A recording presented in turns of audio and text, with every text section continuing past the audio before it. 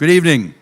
I'd like to welcome all of you to the second session of Plymouth's Fall Town Meeting. It's being held this evening, Monday, October 22nd, 2018 at 7 p.m. We are at Plymouth North High School, located on Aubrey Street in Plymouth. Town Clerk Lawrence Pizer has advised me that we now have a quorum of at least 90 elected town meeting members, and I therefore declare that a quorum being present, the Plymouth Fall Town Meeting second session will come to order at 7 p.m. Once again this evening, Nicole Manfredi will be serving as Assistant Town Moderator. We also welcome Carolyn Murray of Coltman and Page, who will serve as Town Council throughout tonight's session of Town Meeting. If you'd like to stand, Carolyn, and welcome to Plymouth Town Meeting. Ken Tavares is here as Chair of the Board of Selectmen, on behalf of the Board of Selectmen. And once again, we welcome Harry Salerno, Chair of the Advisory and Finance Committee. You're reminded that Mass General laws prohibit the use of any tobacco products within the school buildings, the school facilities, or school grounds. Keith Larson is the police officer on duty. There are written materials available at the sign-in, and according to our town charter, Chapter 2, Section 5, Subsection 2, the town clerk keeps the record of attendance, and pursuant to the next subsection, a representative town meeting member who cannot attend a session shall provide written notice to the town clerk so that anyone wishing to inquire as to reasons given for town meeting absence should check with the town clerk. Early this evening, someone told me they were going to be absent. I directed them to the town clerk. Also, pursuant to Chapter 2, Section 10, Subsection 2, representative town meeting members shall notify the town clerk in writing prior to the town meeting session as to any articles giving rise to financial conflict of interest. We talked about this a little bit on Saturday. I am not going to be giving a brief overview, but I am citing the section so that you'll all be aware that there is a requirement in the charter. Any Plymouth resident and taxpayer may speak on any matter. I had a taxpayer contact me on Saturday. Another person contacted me today about a taxpayer. Non-residents may also participate with the consent to town meeting. Once again this evening, we will have a cable audience. We ask that you, when you speak, after you raise your hand, once you've been recognized, please use one of these 3 microphones in the front and identify yourself by precinct, and also town officials, please identify yourself. Again, today, the members of the Board of Selectmen are seated in the center row. The Advisory and Finance Committee are seated in the front row to my right. We once again invite those who wish to present on an article to come down front upon the reading of the article and sit in the rows to my left. We do have some petitioner presentations that are still scheduled for this town meeting. If you also anticipate you'll be answering questions, we ask that you come close to the microphone at the start of an article, and if you're a speaker on deck, we also ask that you come once you've been named. Now, this evening we will again be using the electronic voting system. You have 20 seconds in which to vote, and the voting will begin when this green light is on. So that's when the voting begins. 1 for yes, 2 for no, 3 for abstain. And you're reminded that any vote can be questioned. If 7 town meeting members rise to question the vote, you don't need to be formally recognized. Just stand up and you'll be counted. And during a standing vote, if we had one, town meeting members remain standing till seated by the teller. The tellers are available throughout the meeting. You can also speak to a teller if you don't wish to interrupt the meeting with a point of order. That did happen at one point last Saturday, so that's a useful way to handle things. We ask that your cell phone sounds be turned off and that you consider keeping your texting to a minimum to avoid distraction. Today, our tellers will be Pearl Sears, is the chief teller. We'll also be joined by Jennifer Young, Jennifer Harris, and Thomas Marr. Again, the town meeting debate is directed through the moderator, and we ask that all main motions, amendments to main motions to be in writing, and procedural motions, whenever practicable, are to be submitted in writing in advance. I can tell you that I've received 4 procedural motions, 3 of which will be handled right at the start of the meeting. We'll come to them shortly. If you do wish to accomplish something procedurally during the course of the meeting, don't hesitate to get up and inquire. We'll attempt to help you frame a motion, and will be consistent with our parliamentary handbook, and that is town meeting time, and there are copies at the library. If an amendment from the floor is presented that contains a legal question or has legal ramifications, it may be necessary to confer with town council. And so the motion may be delayed until it's written and possibly researched. You may recall that happened a few times on Saturday where we had a motion and then I delayed the action on the motion until we had a chance to reduce it to writing, particularly if it's a substantive motion trying to change the text, particularly in a bylaw. Residents who make motions can do so through a town meeting member. We have such a motion this evening from a petitioner. Debate is encouraged. If I'm notified in advance you wish to speak in an article, your name will be added to a list of scheduled speakers, and people have been contacting me since Saturday. We'll attempt to give everyone a chance to speak once before calling on people for a second time. The formal petitioner presentations may be up to 15 minutes. Again, we have several scheduled for the rest of the town meeting. Other speakers are 5 minutes in length, and that includes question and answer. We're reminded that the moderator limits the scope of the debate. You limit the length of the debate. So if you wish to close debate, you can get up and ask that move the previous question, or you want to close debate, and it's a 2/3 vote. And also, a town meeting member who votes on the prevailing side of a motion later may move to reconsider the motion. I do have 2 motions to reconsider this evening. I do not have any motions to change the order. We did that on Saturday. We'll recess within 2 hours from the start of this meeting. That's as provided in our town bylaws. And again, I have a motion related to that. Many of you may have seen that the Plymouth Schools Music Association has been providing refreshments this evening, and they will be here during our recess that will be taken. I'd also like to remind you that a quorum is presumed and will reconvene within 15 minutes following the recess and proceed.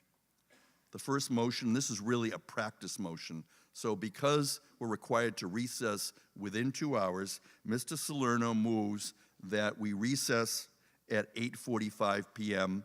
Any discussion?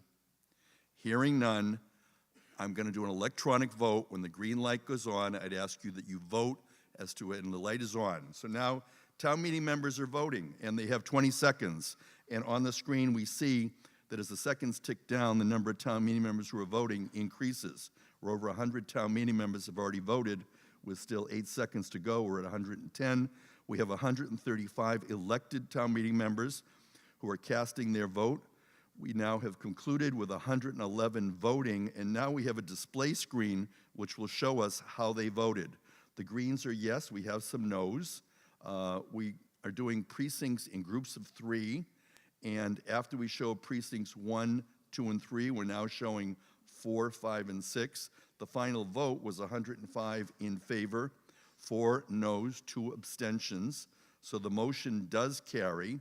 We continue to scroll through the precincts until we complete them all, and we've done that, ending with precinct 15. That's your first motion this evening. Was there anyone who did not have their vote recorded? Good, so we've cleared up that from Saturday. So the next motion. Oh, who, please, what is your name? Precinct 8. Do you have that, Larry?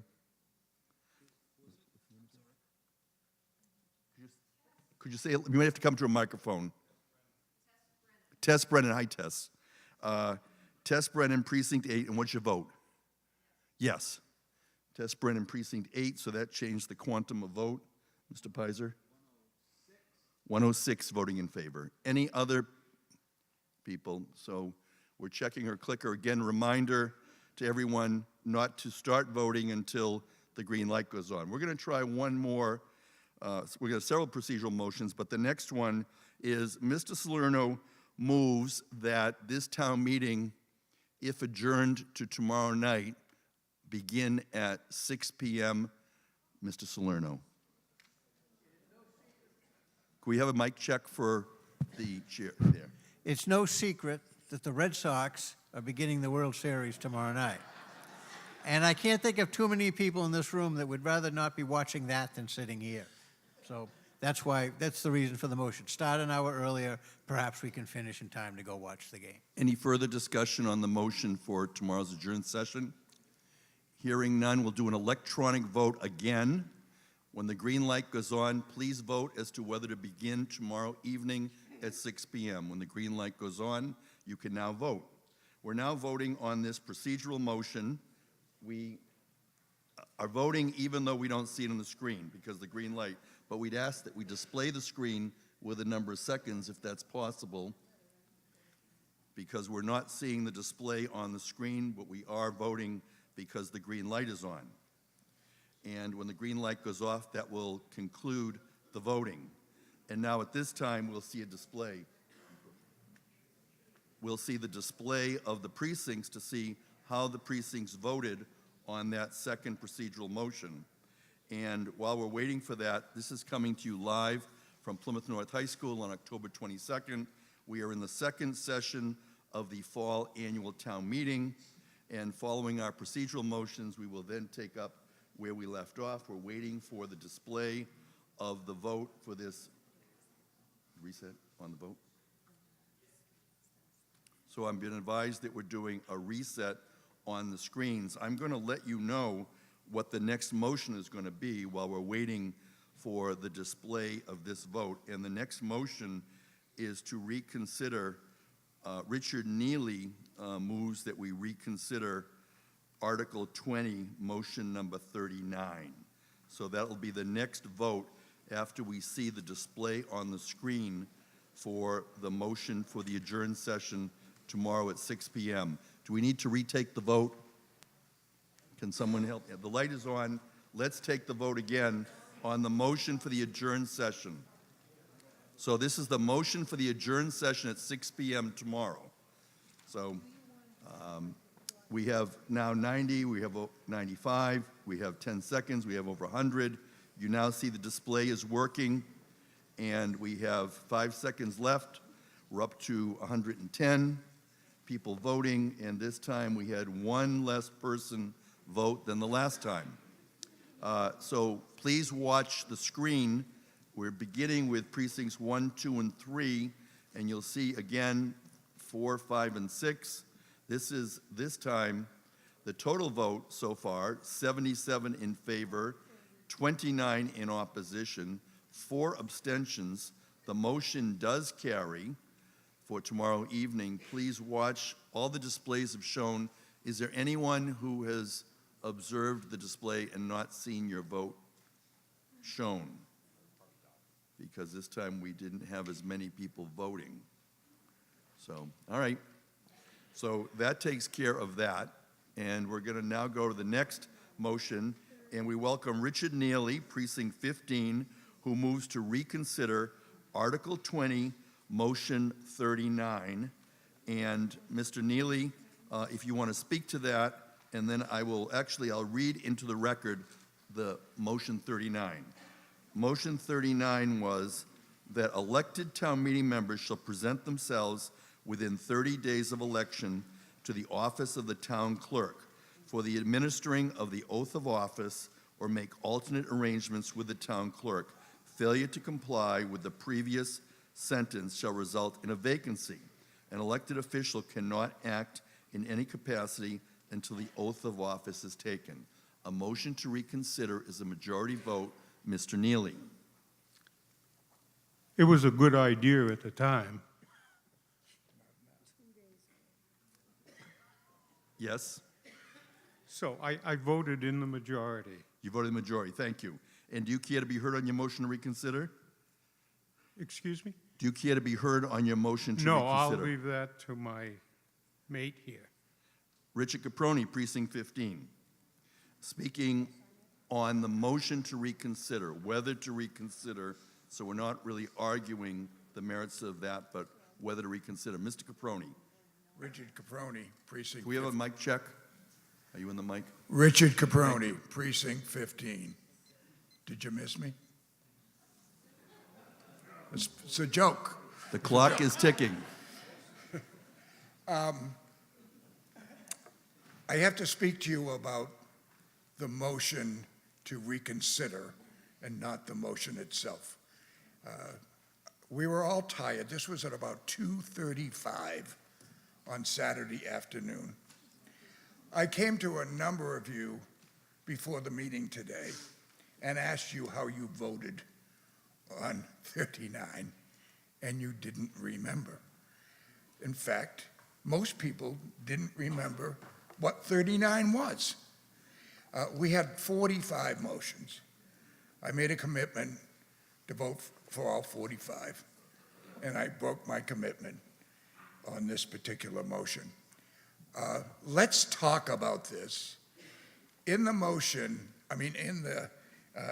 tell me if I'm out of order, Mr. Watt. In the motion itself, it says 30 days. Doesn't say 30 calendar days or 30 business days. So there's a lot of loose ends. I sought out the town clerk, upon whose desk, all right, the administration of this article will fall. And I asked him, do you have any problem with the current system? And his answer was no.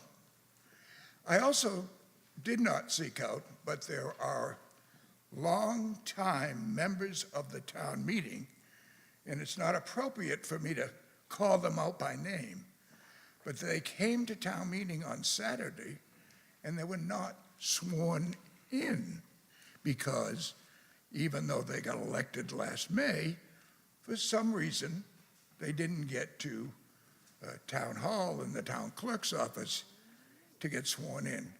Some of those names, okay, are prominent names in the town meeting population, but I can't use them. So this is a motion, this is a procedural motion. Let's talk about this motion very quickly, very succinctly, but I just ask you to vote. Let's just reconsider the motion. Thank you. Further discussion on whether to reconsider Article 20, Motion 39. Dennis Bagley, Chair of the Charter Review Committee. We are currently debating whether to reconsider Article 20, Motion 39. It's a majority vote. Mr. Bagley. Just a clarification, days is defined in the definition section that you guys all approved yesterday. Days, the word days, unless otherwise provided by law, shall refer to business days, not including Saturdays, Sundays, legal holidays, when the time set is less than 7 days. When the time set is 7 days or more, every day shall be counted. When the last day falls on a Saturday, a Sunday, or legal holiday, the period shall be extended to the end of the next day, which is not a Saturday, a Sunday, or a legal holiday. So this was approved by legal counsel to help you with what the 30 days were. Further discussion on the motion to reconsider, whether we should reconsider. If not, I will first call for a voice vote. Yes, further discussion. Betsy Hall. Yes, Betsy Hall, Precinct 12. One of the things that did not come out in the discussion, and one of the things I would like to know, if Precinct 12, for example, had 3 people run for town meeting, and one of those people did not get in for some reason or another to get their oath, then who would be, would Precinct 12 go with no no third town meeting member? Or would we go scrambling to try to find somebody else, and how would they be elected? The people of Precinct 12 had already elected that person. They've been thrown off because of maybe an oversight. So then we never discussed how would Precinct 12 get their third town meeting member. So I think there are still things to discuss about procedurally how this is all going to work out. So I would like to have the article heard again. Thank you. So previously, although I recognize Mr. Bagley, his comments were not in order because he was arguing the merits of whether or not that this motion should pass or not. And so she's saying that she has a question, that's why she wants to debate this.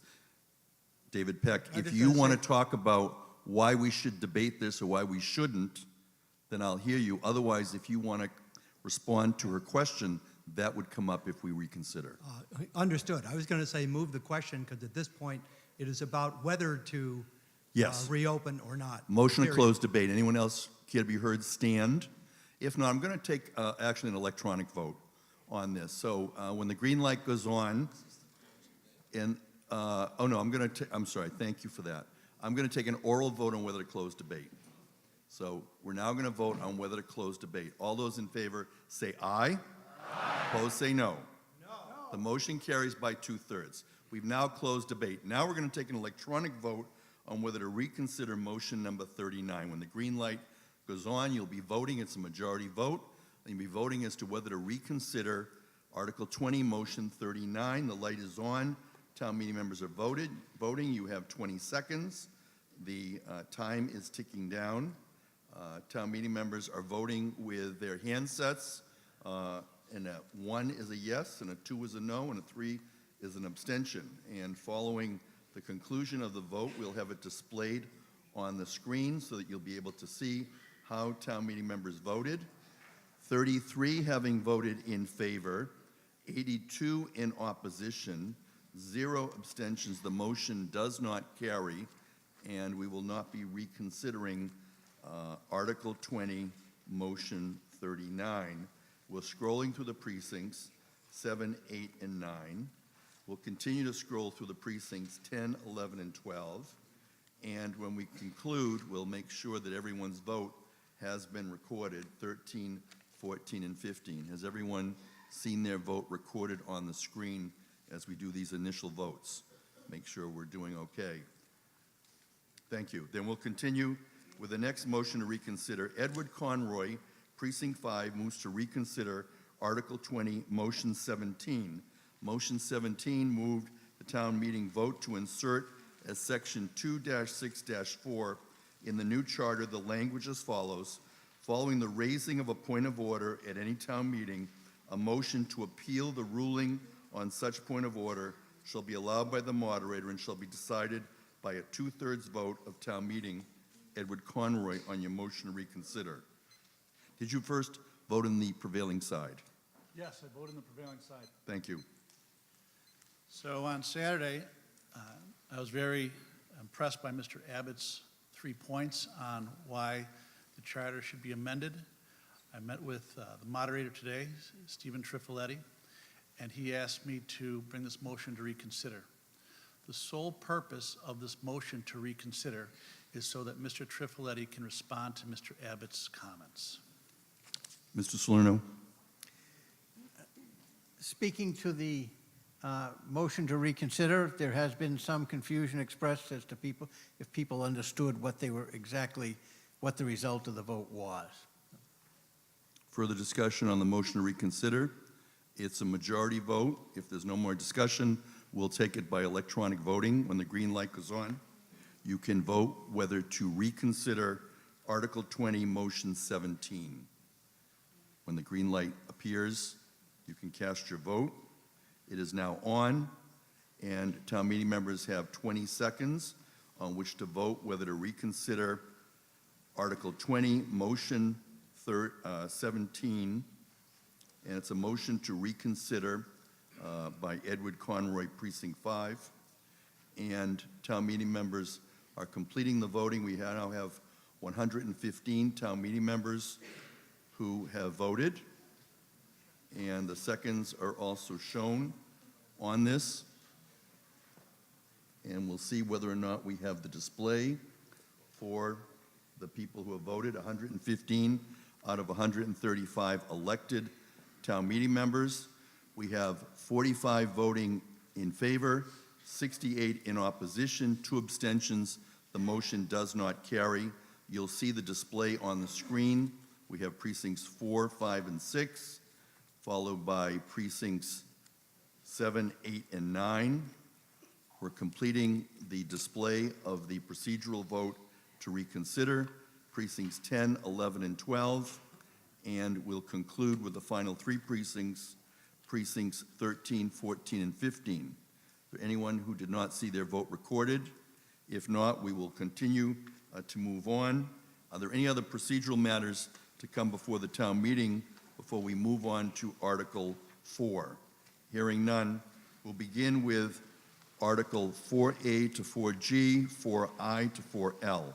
Mr. Salerno moves that $1,983,227 appropriated to pay costs of various capital projects as shown below, and for the payment of costs incidental or related thereto, that to meet this appropriation, and you see the text here for the various dollar amounts, it's a majority and a roll call. Mr. Salerno. In a series of votes of the Advisory and Finance Committee, recommends town meeting approve Articles 4A through 4G and 4I through 4L.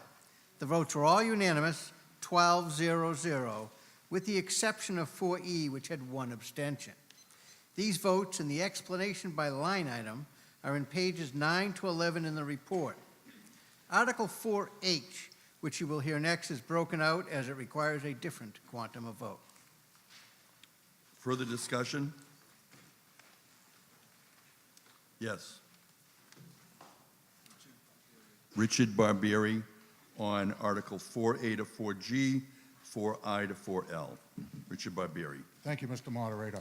I'd like to ask some questions on 4D, the Marine Environmental Mooring Plan.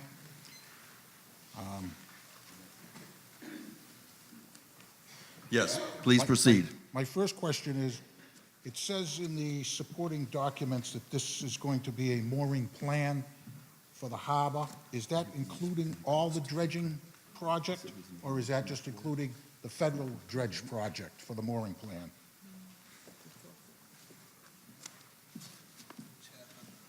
Chad Hunter is our harbor master. Welcome. Good evening. So we looked at that to include not only the federally dredged areas, but the other areas to be dredged as well, with the concept of, instead of just breaking it up into smaller areas, if there's a chance where we may lose moorings in one area, we may be able to fit them in another area. Okay. My next question is, in the supporting document, it says, it will require the complete removal of all moorings within the dredge area prior to dredging. Once the area is dredged, the moorings will have to be reset in a determined location. Is that also included in this article, the funding for that? No, that's not. Well, then why is that language in the supporting documents? So the moorings are privately held, so the mooring owners own the gear. They would be responsible for the cost to remove the gear and then reset the gear as well. Can I get a legal opinion of that? Because I believe that if the wording is in the supporting documentation, that it's part of the article. Anyone care to respond regarding Mr. Barbieri's question? Again, could you restate the question, Mr. Barbieri? My question is, it says in the supporting documentation, it will require complete removal of all moorings within the dredged area prior to dredging. Once this area is dredged, and the moorings will have to be reset and in a new determined location. Well, the comments don't determine the scope of the article. The supporting documents don't? They do not determine the scope of the article. Rather, the article that warns town meeting members is what determines the scope, and therefore we have before us this motion. If you have a different motion that you'd like to make, I can consider whether or not it's within the scope. I can try. Okay. Can I try And to- town council is here to Okay. assist you. If you All right. have a motion, so you can talk with her, and maybe you can come up with language that I could accept. All right. Thank I'll try you. that. Okay, she's right here. Thank you. Everett Malaguti, Precinct 1. Everett Malaguti, Precinct 1. I just have one question on 4I for the solid waste sticker tracker. It says that it's coming from retained earnings, and I did talk with the DPW director and the assistant on some funds that we have gotten from the RDP for the recycling dividends. Is that also part of the retained earnings, or is that in a separate account? Could someone answer the question? Silvio Janau, Assistant Director, Department of Public Works, welcome. Good evening. Thank you, Mr. Moderator. Yeah, some other funding for the sticker tracker is going to come from the Recycle Dividends Program. It's a grant that we got about $15,000 for, so half of that grant would go to funding the sticker tracker as well, to supplement retained earnings. Okay, so just for clarification, when you use both funds, is the funds that get deposited from the recycling, is that part of the retained earnings, or is that a separate account within the finances of the solid waste department? Mr. Janau. I believe it goes into the revenue accounts for the solid waste, so it all goes into one big pool. Okay, great, thank you. Richard Thank you. Caproni, Precinct 15. Further discussion on Article 4A to 4G, 4I to 4L. Mr. Caproni. 4F, under building maintenance for Memorial Hall HVAC of $363,000. It says 32,560 2016 Annual Town Meeting, Article 9A 22, 230,000 free cash, 100,000. So I don't understand. Did the $32,000 request turn into a $363,000 request? Wayne Walkton, Facilities Manager. Hi, at one time, there was money approved. From what I can find, there was no documentation to support that request at one time. The 363? No, the 363 is documented. That's the recent price to do that work. Old money sitting in, I think it was called Burke's Law, is what we discovered had not been spent in Has the the, past. has the unit Mr. failed? Caproni. Yes, it has. Okay. Completely. And did it fail because of lack of maintenance? Yes, Like it- no filter, the filter hadn't been changed? No, well, it was a combination of lack of maintenance and probably inadequate design based on the ocean proximity and the salt water, humidity. You're going to help us not let that happen again, Oh, I right? hope so. Thank you. Further discussion, we're debating Articles 4A to 4G, 4I to 4L. David Peck, Precinct 4. A question again for Mr. Walkton.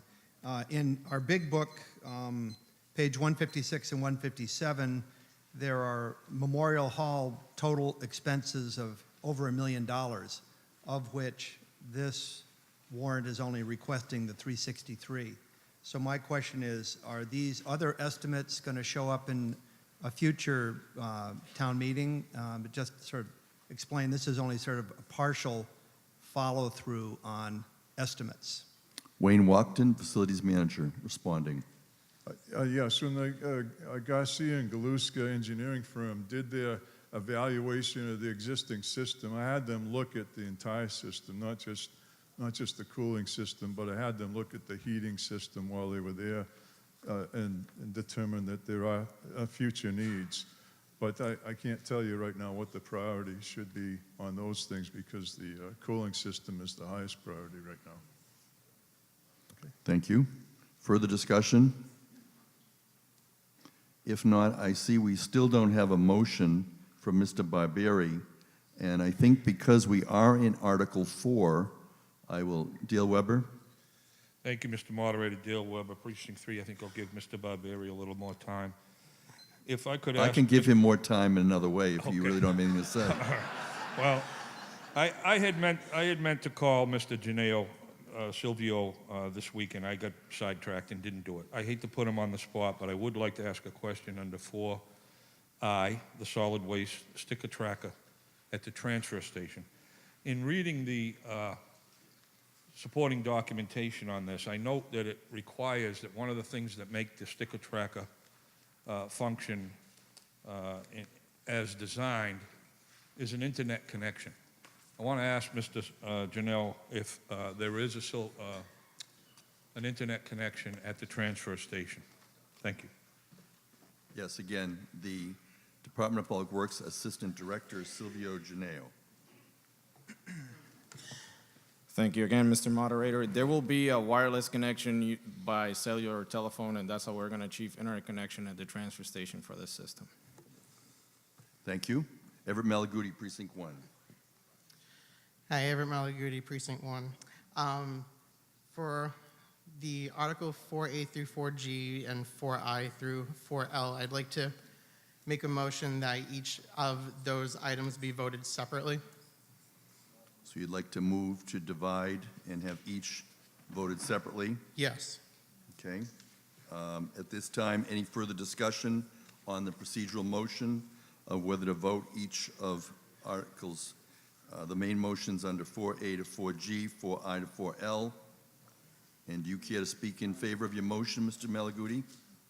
And the reason as to why you're moving that? Yes, my rationale for dividing the items into separate votes is that there are some that may not be what people want to actually vote for, and by doing it in a lump sum, it doesn't accurately depict the vote that they would like to have on certain portions of the article. Further discussion on whether to divide 4A to 4G, 4I to 4L. Mr. Salerno, do you care to be heard on that? No, I have remarks prepared individually as well as together, so we can deal with it either way. So further discussion on Mr. Malaguti's procedural motion to divide. I'm going to first take a voice vote. All those in favor say aye. Aye. Opposed say no. No. Motion does not carry. Further discussion on Article 4A to 4G, 4I to 4L.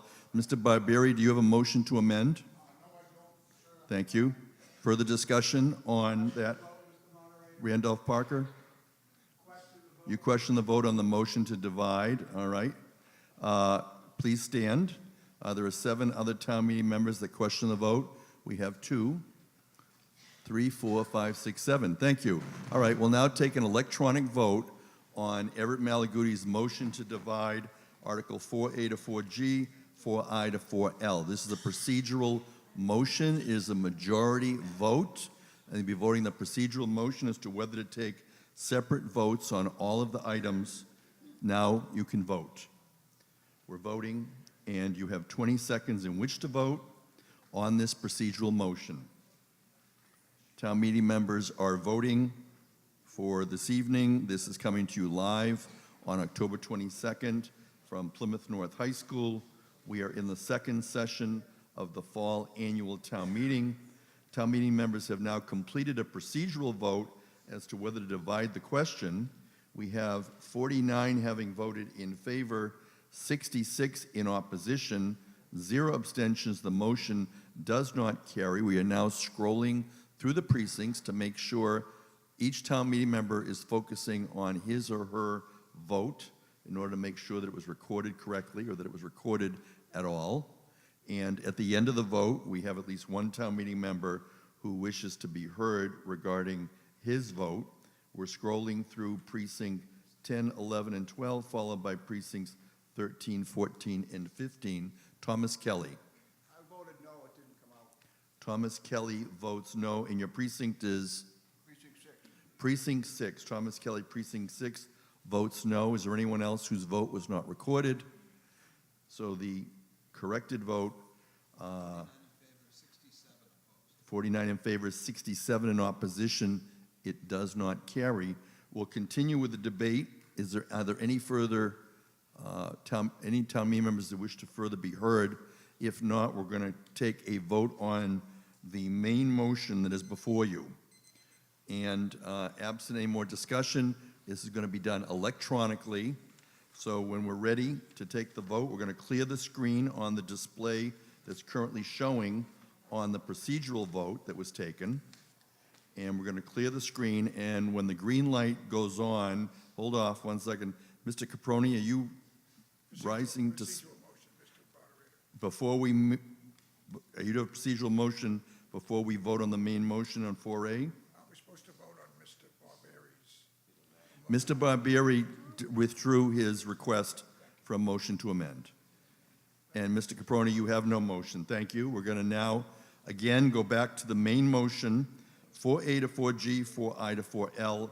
And when the green light goes on, you can vote on that motion. We're waiting for the green light. It's on. You have 20 seconds. Town meeting members are now voting on that. And the count is also being shown on the screen. We are in the second session of the fall annual town meeting, and this is coming to you live from Plymouth North High School. We're going to proceed with the warrant as was voted on Saturday. We had a change of at least one article. We've just completed the vote on 4A to 4G, 4I to 4L. Town meeting members will now look at the screen. We're showing precincts 1, 2, and 3. It'll be followed by 4, 5, and 6. 101 voting in favor, 14 voting in opposition, 1 abstention. The motion carries. And when we conclude the display, we are going to move to Article 4H. You'll see the screens now have completed. Is there anyone whose vote was not shown? If not, we'll continue. Article 4H, Mr. Salerno moves the town vote to authorize the treasurer, with the approval of the Board of Selectmen, to borrow $675,000 under Chapter 44 of the general laws or any other enabling authority for the purchase of new engine 3 for the fire department. Any premium received upon the sale of any bonds or notes approved by this vote, less any such premium applied to the payment of the costs of issuance of such bonds or notes, may be applied to the payment of costs approved by this vote in accordance with Chapter 44, Section 20 of the general laws, thereby reducing the amount authorized to be borrowed to pay such cost by a like amount. This is a two-thirds vote, a roll call. Mr. Salerno. In a unanimous vote of 12-0-0, the Advisory and Finance Committee recommends town meeting approve this authorization. This will become the new Engine 3 by moving the existing engine to reserve status in place of Engine 10. This request was ranked very high at the last town meeting by CIC, but was not recommended for funding. This equipment will have all the current safety devices and is expected to last 10 to 15 years. The funding for this will come from borrowing. Richard Caproni, Precinct 15. I just have to ask the town meeting, is there any end to the amount of money that we have to spend on the fire department? Or is it a bottomless pit? It never stops. The chief has been in front of this meeting and said, I never like to bring up more than one piece of equipment a year. We approved a new piece of equipment in the spring, and now we're asking to approve one in the fall. I would ask you to say no, ask the chief to bring this back in his 2019 or 2020 budget. Thank you. Mr. Cunningham, followed by Alan Costello. We're debating Article 4H. Paul Cunningham, Precinct 8. Thank you. In response to questions at our caucus, this request will be the 11th fire engine of the exact same model and style housed within the 7 fire stations. So there are 3 fully equipped spare backup models to cover when any engine requires repairs. There are also 3 full-time expert mechanics, including a new employee last year, to service these trucks. In a year when Entergy is closing, we lose at least $7 million in taxes. After a prodigious spending spree during our last Saturday meeting, isn't it time to say no? We're not borrowing for this truck this year. Alan Costello, followed by Jay Ferguson. We're debating 4H. Mr. Costello. Alan Costello, Precinct 10. I was wondering if I could get a ballpark answer from the finance director on what the cost of borrowing would be for the $675,000. We have a request for the cost of borrowing under 4H. It's a two-thirds vote, and it'll be a roll call. We're currently discussing the articles that are on the warrant for the fall annual town meeting. This is coming to you live on October 22nd from Plymouth North High School. We are in the Center for Performing Arts. We will continue with our debate until approximately 8:45 p.m., at which time we will take a recess for 15 minutes, and we will then reconvene. We will not take any new articles after 10 p.m. Lynn Barrett, Director of Finance, welcome. For the $675,000 engine, over a 10-year period that we would amortize this, the interest rate would be approximately 5%, and the total cost of interest would be approximately $185,000 over that 10-year period. Mr. Costello. So bringing the price up $185,000. That's correct. Could I also ask now the fire chief to explain the need for a 10th or 11th vehicle of this type with only 7 stations to equip? Ed Bradley is the fire chief for the town of Plymouth. Welcome, Chief Bradley. Good evening, thank you. No, Mr. Cunningham is incorrect. It's not going to be the 11th engine. You're doing away with, we're going to be getting rid of engine 10, which is a 1996. It's going to be 23 years old. It may or may not pass its next test coming up in December. As a matter of fact, we have some serious concerns just about a braking system on it. On a regular basis, after the collision you saw in Boston where the fire truck lost its brakes and went out of control, we now make the firefighters test the braking system on the trucks. and we have them tested in accordance with the federal motor vehicle safety standards. This particular truck doesn't pass that test, but it's exempt because it was made prior to that, and it doesn't have all the equipment on it. So we're getting rid of an older truck, replacing it with a new one. You're not getting 11, you're still going to end up at 10 like we've had for the last, well, since I've been chief anyway, since 2007. The one that we're getting rid of is a, as I said, it's a ready reserve engine. It has 7,321 engine hours, which equates to 307,608 road miles. It was made in 1996. It was a frontline truck for 12 years in Manomet, and it's been a backup since 2008. In the spring town meeting, when we brought this up, this truck was only $650,000. We got notification that in early September, that due to the tariffs that were imposed on raw materials, steel and aluminum, manufacturers had to make a 4.5% price increase. 4.5% doesn't sound like a lot, but when you add it to the $650,000, it's $29,500. So the truck went up $30,000 overnight. There is some talk about those tariffs being raised again in January. Waiting, again, is only going to cause this price to go up. There was a period of time in 2005 when, years prior to that, we didn't keep up with the regular replacement schedule of fire engines. And as a result, we had a number of them that were taken off the road, both by safety inspectors and by our mechanics. And there was a period of time where, although we had 7 fire stations, we only had 5 engines to put in those 7 fire stations. The other 2 stations ran with a pickup truck loaded with ladders and some hose, followed by a brush truck that had water, so that there was some protection coming out of those other stations.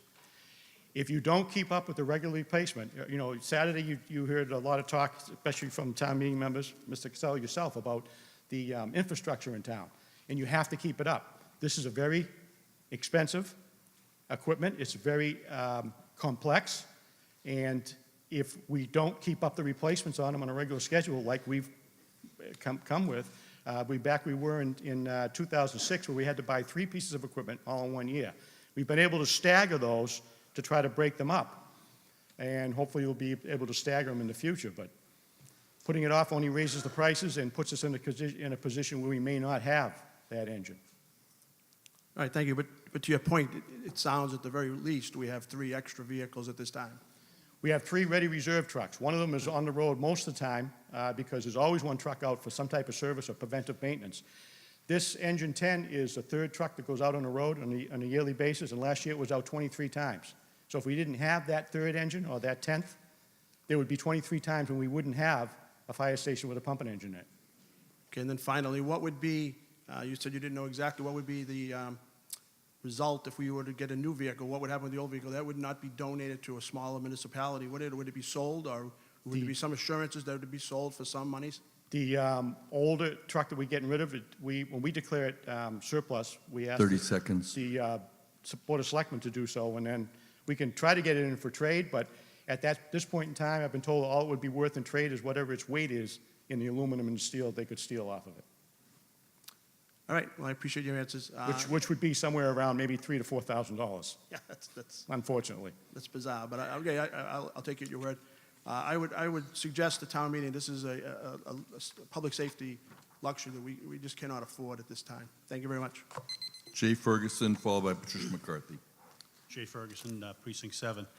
The other day, if somebody could please refresh my memory, we talked about some sort of a big water leak into one of the fire stations. Was that Central Fire Station that had the roof leaking? And did we approve money to repair that? I hate to How buy a is that shiny new related truck to, and put it. Mr. Ferguson, how are you Sir. relating that to 4H? Well, I don't want to put a shiny new truck in a leaky building.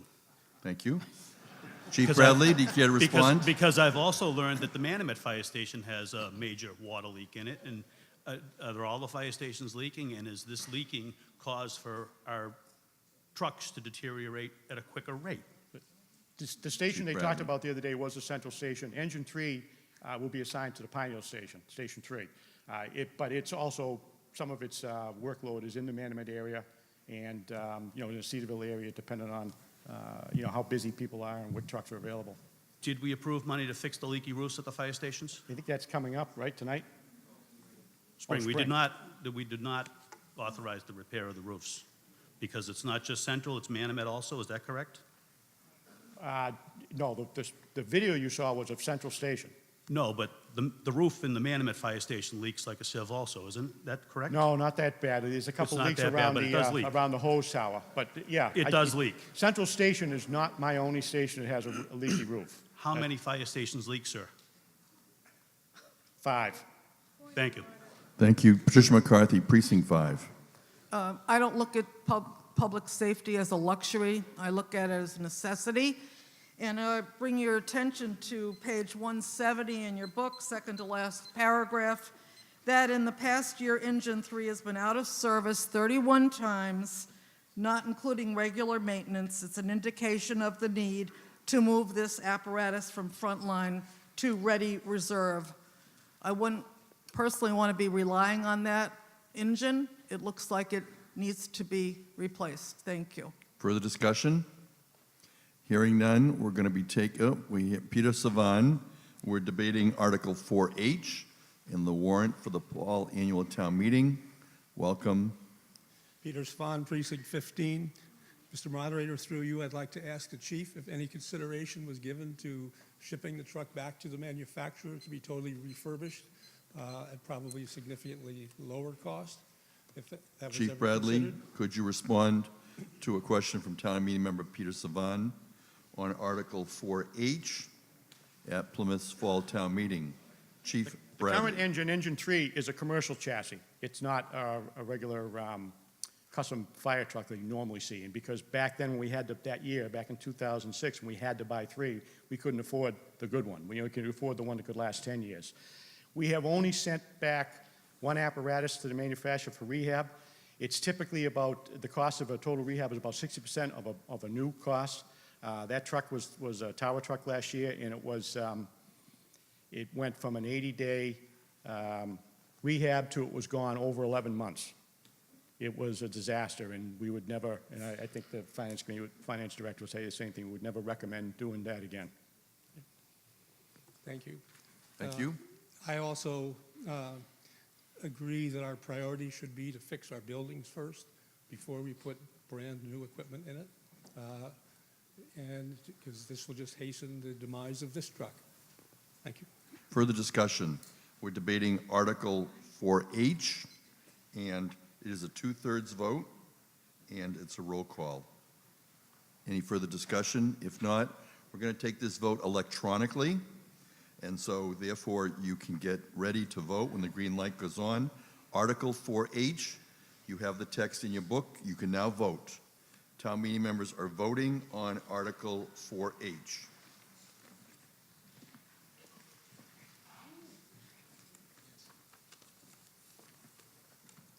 Town meeting members continue to vote on Article 4H, and we have a few more seconds, at which time we'll have the vote displayed on the screen. Please check to see if your vote was correctly recorded on Article 4H, beginning with precincts 1, 2, and 3. This is a 2/3 vote. It is followed by precincts 4, 5, and 6. So far, we have 74 having voted in favor, 38 in opposition. You can rise, and at the conclusion of the display, I will take your record. If you can come down to a microphone, that would be helpful. Precincts 13, 14, 15, we're scrolling through again, and I believe we have town meeting member who has indicated that her vote was not correctly recorded. Karen Edwards, Precinct 1. It said received, but it didn't say yes or no, and I voted yes. You voted yes. Thank you. And you're saying that in the scrolling that it did not record for you in Precinct 1. So the yes, if it was not shown on the screen, would be 75 in favor, 38 in opposition. Are there any other votes that were not recorded?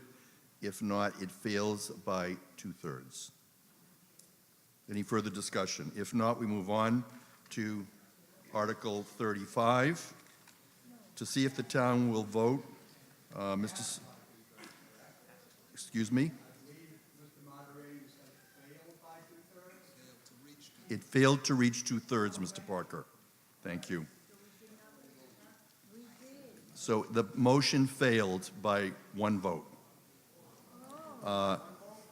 Because the vote was 75 in favor, 38 in opposition, you would need 76 votes in order to have a two-thirds with 38 having voted in opposition. So it failed. We're now moving to Article 35, based on your vote to change the order on last Saturday. And I guess that last vote just shows how important everybody's vote is. Mr. Salerno moves that the town vote to appropriate $188,000 from free cash for a watershed assessment study of the Whitehorse Beach, Bartlett Pond, and Beaver Dam River area to monitor and determine the scope of bacterial contamination. It's a majority vote, Mr. Salerno. In a unanimous vote of 12-0-0, the Advisory and Finance Committee recommends town meeting approve Article 35. Approval will authorize $180,000 for a watershed assessment study of the Whitehorse Beach, Bartlett Pond, and Beaver Dam River area to monitor and determine the scope of bacterial contamination. Resolving this issue to help protect the public's health is the primary concern. Discussion, Stephen Lyden, welcome. Steve Lyden, Precinct 12. Besides being a safety issue, there's also an economical issue. I'm sure that if all these bacteria is going into our harbor, our beaches might be closed. I'd like to ask the health director if the state is looking at this. I know we spent a lot of money on our harbor, and if we have to close, if the state closes our beaches because of all this bacteria, it will not be a good thing for 2020. So I would definitely recommend getting this done. Thank you. Further discussion?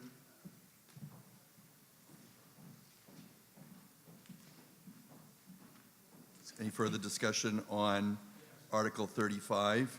Karen Bukes. Yes, I'd like to ask the health director, what does this involve, sir? Karen Bukes, question for Dr. Nate Horowitz-Willis, Health Director. Welcome, Dr. Horowitz-Willis. Thank you. But to answer the question by Steve, the short answer is no, not at this time. The state is not looking at this. And then you're asking, what does this all consist of specifically? So if you look in your blue packet, it gives an example of what this study would be about. This is also in collaboration with the Department of Marine and Environmental Sciences. And essentially, we're going to look at nutrient contamination in addition to the bacterial contamination as well. So we're going to break this up into essentially 4 parts. So each quarter, we're going to do basically a pre, and then we're going to establish a pre-test to establish a baseline. And you need clarification, ma'am? Oh, no, that's all right. I just wanted to know how large an area. Oh, how large of an area? Yes. So we're looking essentially all the way from the Bartlett Pond, Whitehorse Beach area, all the way up to the Pine Hills area, not the Pine Hills population itself. So all the way from the top to the bottom, from the bottom to the top. Yes. Thank you. Kevin Joyce. Thank you. Kevin Joyce, Precinct 15. I was wondering if someone could clarify something for me. It was brought up to the caucus when we met. We voted 3 town meetings ago to have a fund to look into ponds and research and evaluate some of these ponds from the solar revenue that we receive. I looked at the revenue, and we have $241,000 in that account right now, I believe. And that was supposed to be divided up until 50% for research of the ponds and 50% for use of the town. Could someone help me out with that? Maybe I'm mixing articles up, but it seems like the same research we're doing for Bartlett Pond could be used out of that fund.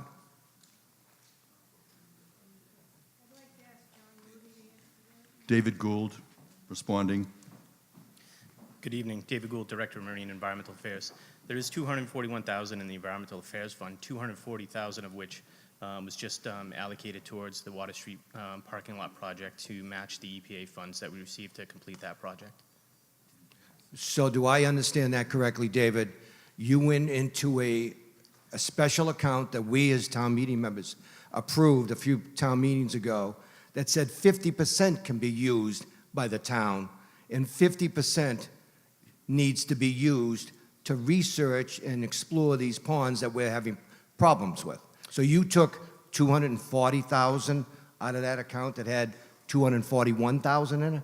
The 240,000 is the half. The other half went to the general fund. So half of that funding went to the Environmental Affairs Fund. The 240 that was just used went to the Water Street project. The specification for that fund didn't specify that 50% of the funding went to ponds. It went to a variety of environmental projects, one of which was the Water Street project. The So, other so we 240 had then almost $500,000 in that account. No, 240,000 went directly to the Environmental Affairs Fund. The other 240,000 that was raised from that same funding source went to the general fund. So it had almost 500,000 in the account. Did I miss something? I guess I'm a little thick here. What can I say? Only half of the funding raised from the solar and the wind goes into the environmental affairs. The other half goes directly into the general fund. So that fund had 241,000 in it, Correct. and you used 240 of it. Well, I didn't use it. We just had town meeting vote to allocate it towards the Water Street project. Thank you. Peter Neville. Good evening. I don't know, this question might go to a town engineer, might go to the selectman. Before we spend $180,000 for trying to determine the source of the contaminants, and I was enlightened at the caucus meeting to hear that waterfowl could be a leading contributor. I thought perhaps there might be some failed septic systems in the area, or there might be too many septic systems for the available perk material in the area. So I didn't know whether or not common sense could be applied here, or whether or not another look at the residential soil absorption systems in that area before we spend the $180,000. I don't know if the selectmen are enforcing the sewer connections, or the asking the building department to be more rigorous in their look at Title V. But are we doing any intermediate measures? Maybe the Director of Public Health can help us. Thank you. Thank you. Again, Dr. Nate Horowitz-Willis, Health Director. Welcome. Yes, that's actually a very good question, because we have a complex issue with this watershed. So waterfowl are part of the issue. Some of the septic systems are part of the issue. There may also be phosphorus sources that are part of the issue. And there may also be other things such as dog defecation that are part of the issue.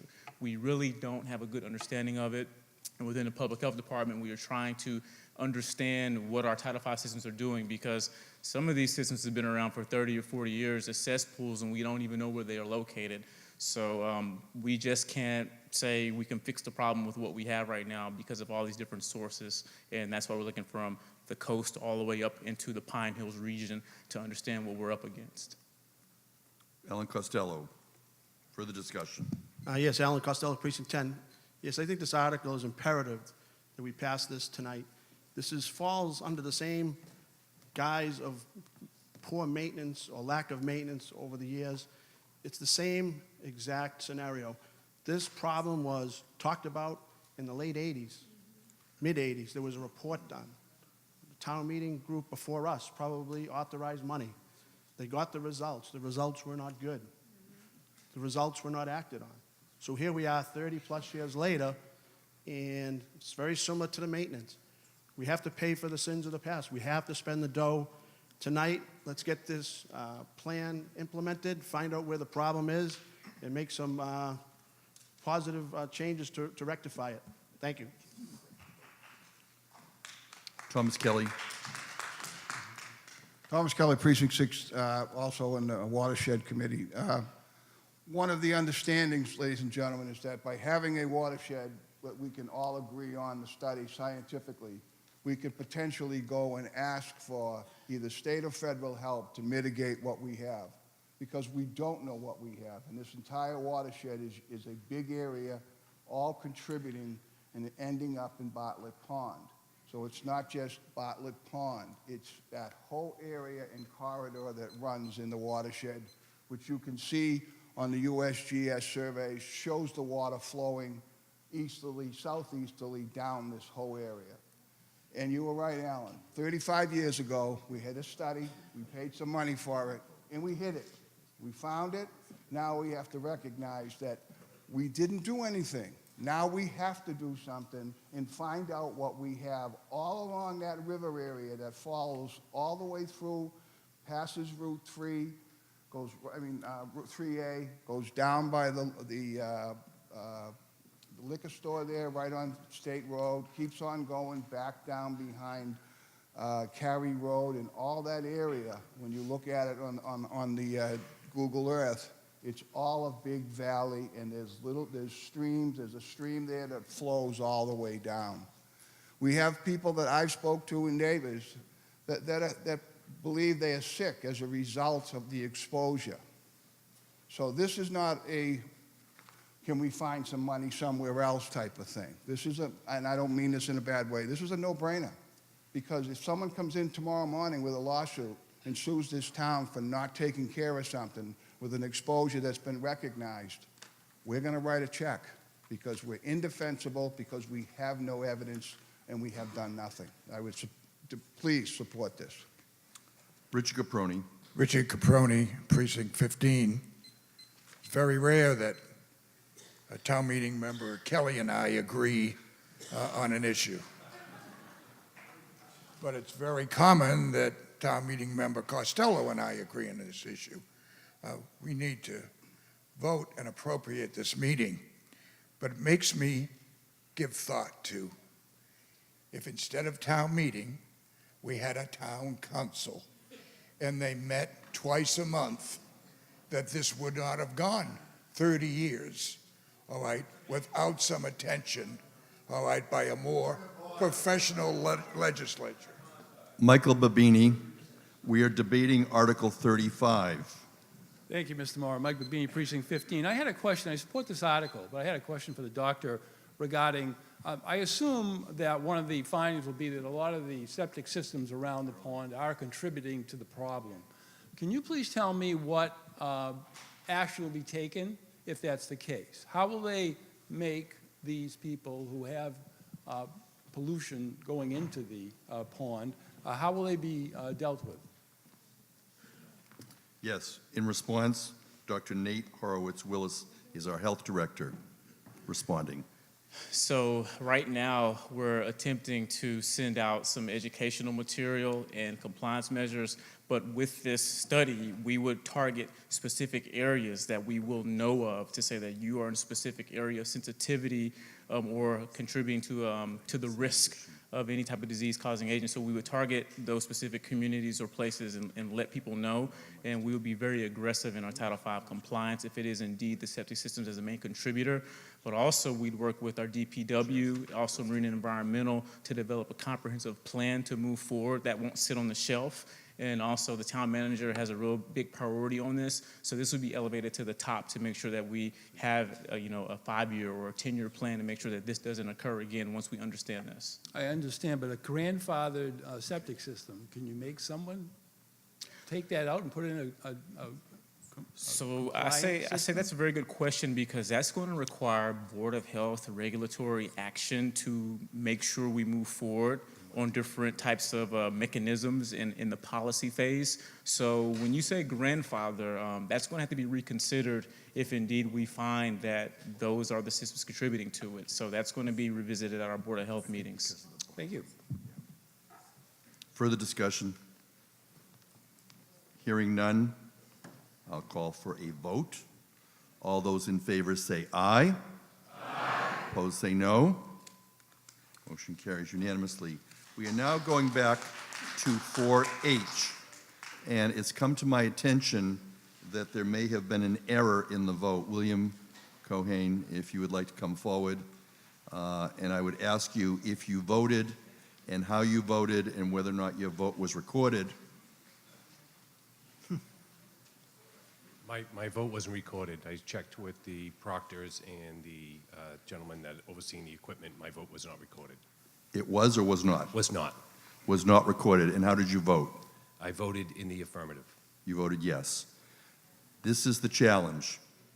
I've already declared the vote, and in town meeting time, once the moderator's vote has declared the vote, then that vote would not be questioned. Clearly, there may have been an error with our electronic voting, and because this is borrowing and because bond counsel would be involved, rather than correct the vote at this time, I'm going to take another vote in order to make sure that it's correct. But again, I have to re-emphasize that for all town meeting members, when we display your vote afterwards on the screen, look at your vote before you start looking at everybody else's vote.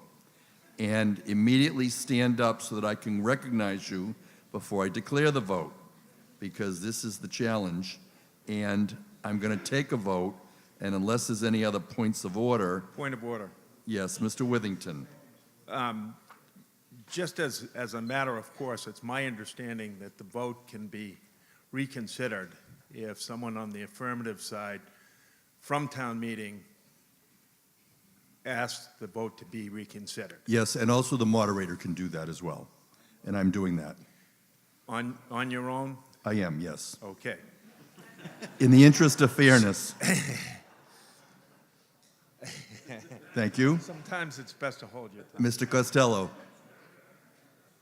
Alan Costello, Precinct 10. I guess I'm going to follow up with Mr. Withington. There's a policy in place to rectify this. We had this problem a year ago, and we went into a special town meeting because of just this problem with the electronic voting, or someone didn't check their vote, or human error, whatever it happens to be. I request you let the process take over and not just your rule of doing a vote 3 or 4 votes after that was taken. We The had vote same that was problem- taken earlier to appeal the ruling of the moderator is not currently in the charter. No, actually, I agree with that. I'm not saying that. Therefore, I'm not trying to implement that at this time. I am ruling, in the interest of fairness, that we will retake the vote. In other circumstances, I would have added his vote to the total, which would have caused it to pass. However, because I don't want a problem with the borrowing, and bond counsel will take a new vote, and we'll see what the results would be. Any other questions on the procedure before we move forward to the vote? Only on the procedure, Mr. Caproni. So I can't speak to deja vu from the waterfront promenade. No, it's out of We order. voted no, and then we voted again. Mr. Caproni, you're out of order. Unless there's a question. Do you have a question? Mr. Caproni, please be seated. Yes? Joseph Curley, Precinct 15. I would like to see the screen put up again so we could see what Mr. Cohen actually... I trust Mr. Cohen, and you're welcome. Mr. Curley. Sir, the other woman also said that she had a different vote. I think her vote actually might have been recorded. Yeah, So all I'm asking for, as a matter of formality, is to see the votes again. Mr. Thank you Curley. very much. No, you have the opportunity during the recess to check. We've already checked. Assistant Town Moderator Nicole Manfredi is here. She's consulted with them, and it's been verified, but you're welcome during the recess to check. Meanwhile, we will take a vote, but this points up the importance of all town meeting members rising immediately if for any reason your vote was not cast. We are now voting on Article 4H. You have the text in front of you. It is a 2/3 vote. It will be called by electronic voting. We have a green light. When it goes on, please vote again on 4H. You're now voting on 4H. It is a 2/3 vote. And following the completion, we will scroll, and I will not declare the vote until we are certain that everyone's vote has been recorded properly. And I invite any of you that question the previous vote to come up during the recess and review the records of the electronic vote. 116 have voted on Article 4H. The precincts are now being scrolled. Please look for your vote, and we will be seeing the total shortly. Okay. I will not declare it until we get the votes from everybody. You'll see precincts 13, 14, and 15. Now, for those people that have a question, please come forward. Mr. Cohen, are you indicating that your vote did not record? And how did you vote? You voted yes, and you're now bringing your equipment to be exchanged. And do we have a record of Mr. Cohen's vote from precinct 3? Okay. Apparently, other people are checking your vote, so it is showing as a no, and you voted yes. All right, so that we're going to correct that, and if we could correct precinct 3, William Cohen, he is a yes, he is not a no. He's got a new piece of equipment, and we're going through one more time. The vote is 79 having voted in favor, 37 in opposition. It passes.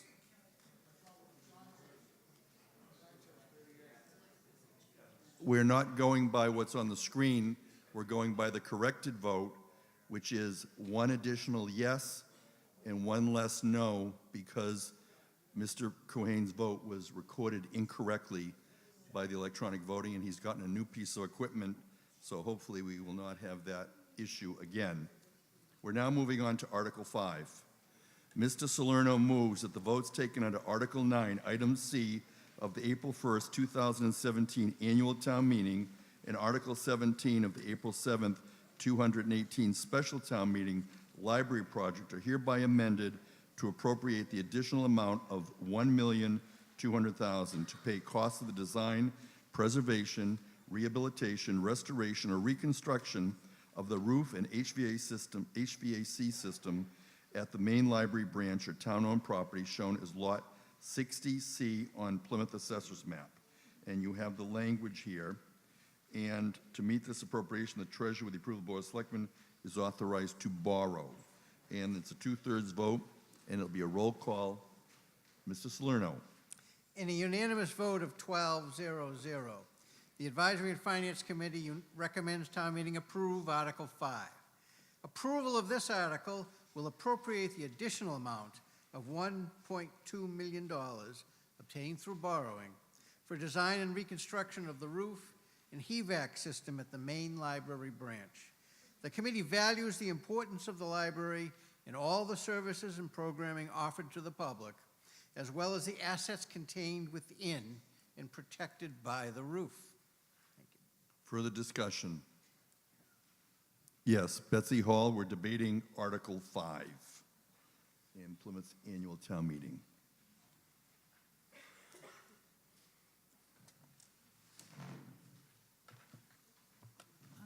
Through you, Mr. Moderator, fellow town meeting members, I am going to vote yes on this article. However, I want to say that I am hoping that the library administration will bring us in a reduced budget for spring town meeting. We have 2 libraries in Plymouth. I asked Mr. de Blasio what it's costing us to maintain the library in Manomet. He said it's $140,000 just for staffing and maintenance and so forth. If we were to sell that building and we were to get real estate taxes from that building, that would easily come up to $150,000 per year. Over 10 years, that would be $1,500. We're looking at $3 million, not just to replace a roof, but to fix a lot of damage that took place at that library that should never have taken place. So I think that this is the first time that I have ever, being a town meeting member is a huge responsibility, and I take every vote very seriously. And this is the first time I've ever voted against a fire truck. But when I heard that we have 5 leaking roofs in the fire department, I said that has to come first in my mind. And I say that throughout our town, maintenance has got to be addressed immediately. When we go from 1 million to 3 million, that's a major blunder, and I don't want to be a part of that in the future. So I'm going to be voting against any item that is not maintenance, that is not absolutely necessary in the future. If I don't see a tremendous need for that particular item, I'm going to be voting against it until I can hear from the executive branch, we have fixed our building satisfactorily, because as the fire truck price would go up, believe me, we are seeing 3 times as much money for our library. And we can't afford to keep paying, and we don't want to keep paying 3 or 4 or even 5 times as much. Now, when we go to fix the central fire station, it is going to cost a lot more than it would have cost 12 years ago when it started leaking. So I think every one of us, when we come into Springtown meeting, have to look at every single item, every position, every request for money, and say, is this more important than maintaining our buildings? Thank you. Further discussion? Hearing none, we're going to be having a vote. This is a 2/3 vote. We're going to make sure all the equipment's working. We're going to do another electronic vote. Get ready to vote on Article 5. When the light goes on, you can press your clicker. 1 is a yes, 2 is a no, 3 is abstention. We're now voting. Town meeting members are voting on Article 5 of the warrant for the fall annual town meeting on October 22nd. We're live at Plymouth North High School. Town meeting members have 20 seconds in which to vote. We have currently 116 of our 135 town meeting members who are voting. The vote will be displayed on the screen. We ask that you look at your vote to make sure that it was recorded properly. And the screens are now being displayed. And we're showing on the screens the votes of town meeting members. This requires a 2/3 vote. I've also been advised that during the break, there's the hope that we will have printed copies of the first Article 4H vote for anyone who would like a copy. You can come up on the stage and go to the people who are maintaining the records, electronic voting. As we go through, 112 voting in favor, 4 in opposition, 0 abstentions. The motion carries by more than 2/3. We will now, unless there's any questions, we'll now move on to Article 6. In Article 6, Mr. Salerno moves the vote taken under Article 9, Item B4 of the April 2nd, 2016 town meeting, Water Street Pump Station upgrades is hereby amended to appropriate the additional amount of $1,500,000. Mr. Salerno. In a unanimous vote of 12-0-0, the Advisory and Finance Committee recommends town meeting approve this article. Approval of this article will allow the sewer department to continue with this project that was put out to bid this past spring and currently under contract. Due to the bid coming in higher than expected, the grit and screening equipment was removed from the original contract with the intent to come back to this town meeting to get the additional funding to complete the project. This article is funded by borrowing. Further discussion? Hearing none, I'll first call for a voice vote. All those in favor say aye. Aye. Opposed say no. I'll now call for a roll call vote since it was not unanimous. When you see the green light go on, we will be voting on Article 6. It requires a 2/3 vote. We will clear the screen, and Article 6 is showing the green light is on. You have 20 seconds in which to vote. We will continue until approximately 8:45, at which time we will take a 15-minute recess. We will then reconvene at approximately 9 p.m. We'll continue. We will continue to 10 o'clock and thereafter finish the article on which we are debating at 10. Currently, 116 members have voted on Article 6, and we're showing the precincts. You can check your vote, and the total is 104 voted yes, 11 voted no, 1 abstention. We'll check the votes to make sure they're recorded accurately. And as we conclude, we have precincts 13, 14, and 15. And unless there are any questions on the voting on Article 6, we will continue in our warrant with Article 7. Mr. Salerno moves the town vote to decrease by $34,000 the amount appropriate under Article 9 of the 2018 spring annual town meeting, whereas the grants were paid directly to the vendor and not town in accordance with the spreadsheet below as follows. You have a copy of the spreadsheet. It's a majority and a roll call. Mr. Salerno. In a unanimous vote of 13-0-0, the Advisory and Finance Committee recommends town meeting approve this budget amendment. This is a decrease of $34,000 because the grant funds for 2 projects were paid directly to the vendors. Further discussion? Hearing none, we'll call for a vote. All those in favor say aye. Opposed say no. Motion carries unanimously. Article 8, we have no motion. Hearing no motion, I declare no action. Article 9A. Mr. Salerno moves the town vote to authorize the Board of Selectmen to grant a third party in accordance with the provisions of General Laws 44B, Section 12, and General Laws 184, Sections 31, 33, a conservation restriction on a parcel of land off Boot Pond Road. Mr. Salerno.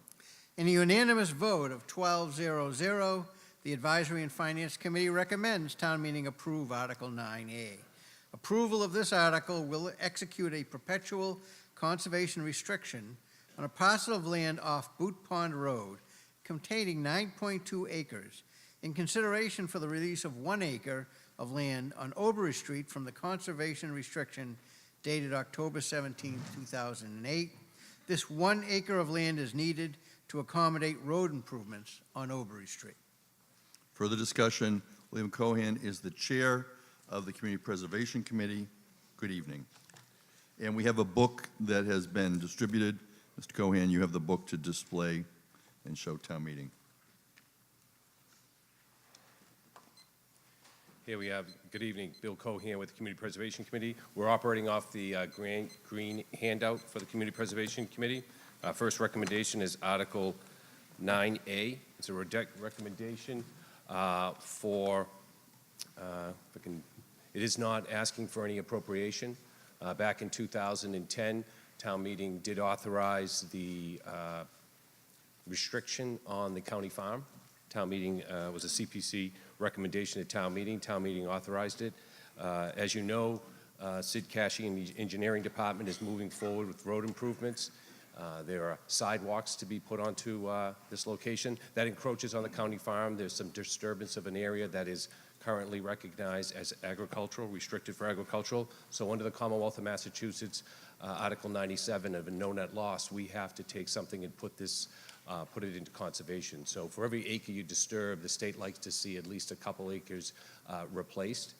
In this case, because we're going from an agricultural use, we have no other location where we can find an agricultural use. We're looking at more forestry. So to satisfy the state, there's a 9-acre parcel. There's the county farm. It's an agreement with the Commonwealth of Massachusetts to place this 9 acres into conservation. The land is located off of Gunners Exchange Road. It sits between 2 pieces of conservation land that connect the Eel River Preserve to the town forest. This is a corridor that we've been working on for some time. Over the last 15 years, there have been acquisitions in this area with CPA funding to connect a network of trail. These trails come up from our town brook, go into our town forest, make their way over to the Eel River Preserve, and then from there going through some Nature Conservancy land and into the Mount Standish Forest. So it's a critical piece, as you can see, of connecting the 2 pieces. Right here is the Eel River Preserve, the Nature Conservancy. Crossing the street, you find this parcel, and then you're into Miles Standish. So it's taken quite a few years to work on this, but it's a nice piece for trail networking in this area. That completes my presentation on 9A. Further discussion, Michael Babini. Thank you. Mike Babini, Precinct 15. I had a question for Mr. Cohan.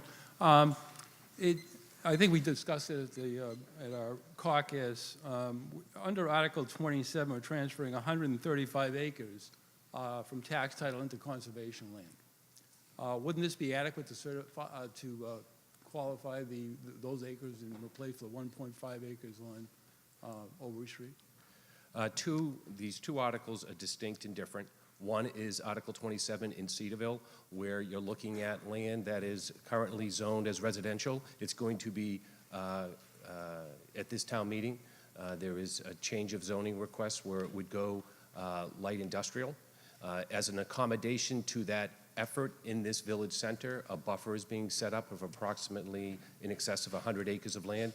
That acreage of land has been identified, again, for over 10 years to go into a protected status. So that Article 27 and those acreage is to accommodate that neighborhood for that event. Over on the other side of town, Aubrey Street is being disturbed. You have an agricultural area, and to accommodate the state on that question, we're using this 9 acres. Bill, it's my understanding they ask you to put an equal amount, a greater area into into conservation land. What difference does it make where your town is? I don't believe the state requires it be in the same area of the property that's being taken out of conservation. It could, the state could either look at it and make a ruling on it, but here in this community, it's up to the residents to determine how these parcels impact certain neighborhoods. In this case, with 2 different articles addressing 2 different issues in 2 different parts of Plymouth, that was the rationale for that accommodation. But the town could vote to accept the 135 acres and not put in the additional acreage you're proposing. Is that correct? All I know is right now is that the Department of Engineering has an agreement with the Commonwealth of Massachusetts to identify these parcels, this parcel on Gunners Exchange, to be put into conservation to accommodate them disturbing that road. So I can't guarantee that it wouldn't be a delay in that effort that Sid is embarking on Aubrey Street. Thank you. Ellen Costello, we're debating Article 9A. Welcome. Alan Costello, Precinct 10. What is the state regulation for the trade-off? Is it 1 for 1? Why are we giving up 9.2 acres to satisfy this 1 acre problem on Aubrey Street? The state like to see, if you take an acre out of conservation, they like to see at least 2 acres going back in, and they'd like to see it a similar environmental significance. In this instance, so to that point, why are we putting 2 acres in? And for this situation, we have a restriction on an agricultural use. Now, we can't find another agricultural use to satisfy the state. They would prefer us to put a restriction on some agricultural land that the town has, and that's not an opportunity that we have. So to further satisfy them, we put this land into conservation, which is forestry, upping the acreage. But more importantly than the acreage, this parcel has been identified for over 10 years to go into conservation. It was a high priority piece. It had been discussed at different times, and it satisfies this trail networking system in the Eel River preservation area, connecting it to Miles Standish Forest. Okay, and Mr. Moderator, through you, could I ask a question of the town engineer regarding the Aubrey Street project? Yes, actually, we're going to hear from the Director of the Department of Public Works, Jonathan Beater. Welcome, Mr. Beater. Thank you, Mr. Moderator. Good evening, town meeting. Mr. Beater, I was prepared to talk to Mr. Sadji, but when this Aubrey Street rotary or roundabout project was passed, I believe in December of 16, 17? Last year. Okay. He told me that they'd be breaking ground in August of the next year, so it was December. So what I'd like to ask you is this oversight held up the project on Aubrey Street of this land being transferred? Yeah, I wouldn't refer to it as an oversight. That was part of the process through Article 97. We worked with our local delegation to make that happen in terms of the land swap, as Mr. Cohen mentioned. But the state is opening bids for Aubrey Street next Tuesday. So that will start probably in the spring. So it's imperative that this gets Absolutely. switched out That's now correct. so the project can go forward. Yes. Thank you. You're welcome. Daniel Gorsica. We're debating Article 9A. Thank you, Dan Gorska, Precinct 13. Just another question for the DPW Director. In the event that this acreage did not go through from taking bids for the project and anticipating to start probably, I'm assuming, in spring, do we then have time to either put the acreage that you're about to ask us for, the 130, towards this project, or is there more land that we could set aside? And I just want to be clear, I'm very for conservation restrictions, I'm very for saving the environment, but as a town, if we don't have any anticipated use for this land now, I don't see the harm in leaving the land alone, not putting it into CR just for future use. But I do want to ask those questions about how related to the project it is, and if we do have time to allocate other land or the land that we're going to be next to us that we're going to talk about. Yeah, we Mr. really Peter. don't have the time. I mean, it was essential to put those agreements in place so we could put the project out to bid with Mass DOT. Thank you. You're welcome. William Cohan, Chair, Community Preservation Committee. Just a clarification after speaking with the Director of Planning and Development. He's clarified Article 27. They're not placing a conservation restriction on that acreage in Cedarville. It's going into the care and protection of the Conservation Commission, which is not a requirement that would satisfy. I think Mr. Hanlon had a question, would the state be satisfied? They would not be satisfied with that 120 just going into the care and protection of Conservation Commission. They want to see a conservation restriction, and that's what we're proposing for the 9 acres off of Governor's Exchange. That's where the compliance is with the state. Further discussion? If not, we will call for a vote. It's a majority vote, and we will vote electronically when the green light goes on. You'll be voting on Article 9A. It is a roll call, which is why we're going to do it electronically. The light is on. Please vote. You're voting on Article 9A. You have 20 seconds in which to vote. Town meeting members are voting.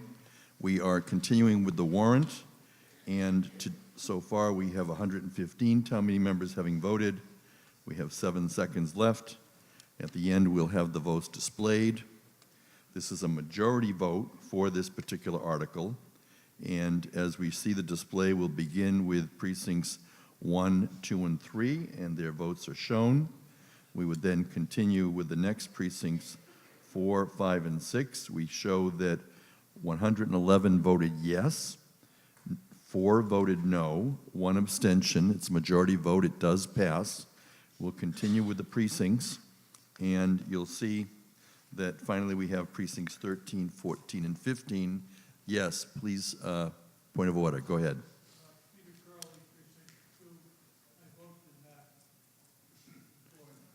Peter Curley, and what is your vote? Peter Curley, Precinct 2, votes yes. Thank you. We'll now move to 9B. Mr. Salerno moves the town vote to appropriate $1,400,000. 112 voting in favor in Article 9A, 4 in opposition, 1 abstention. Thank you.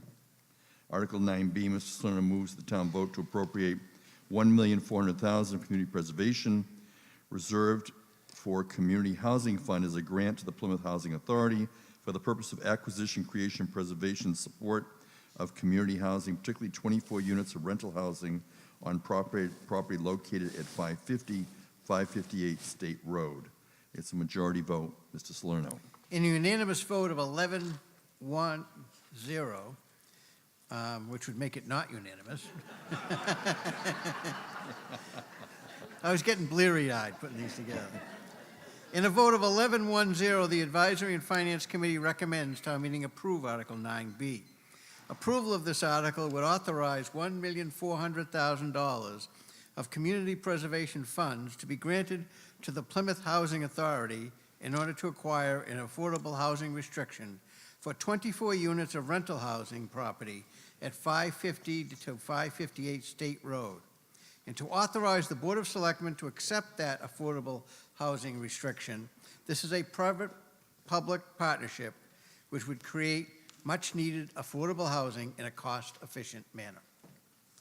William Cohan is the chair of the Community Preservation Committee. Mr. Cohen.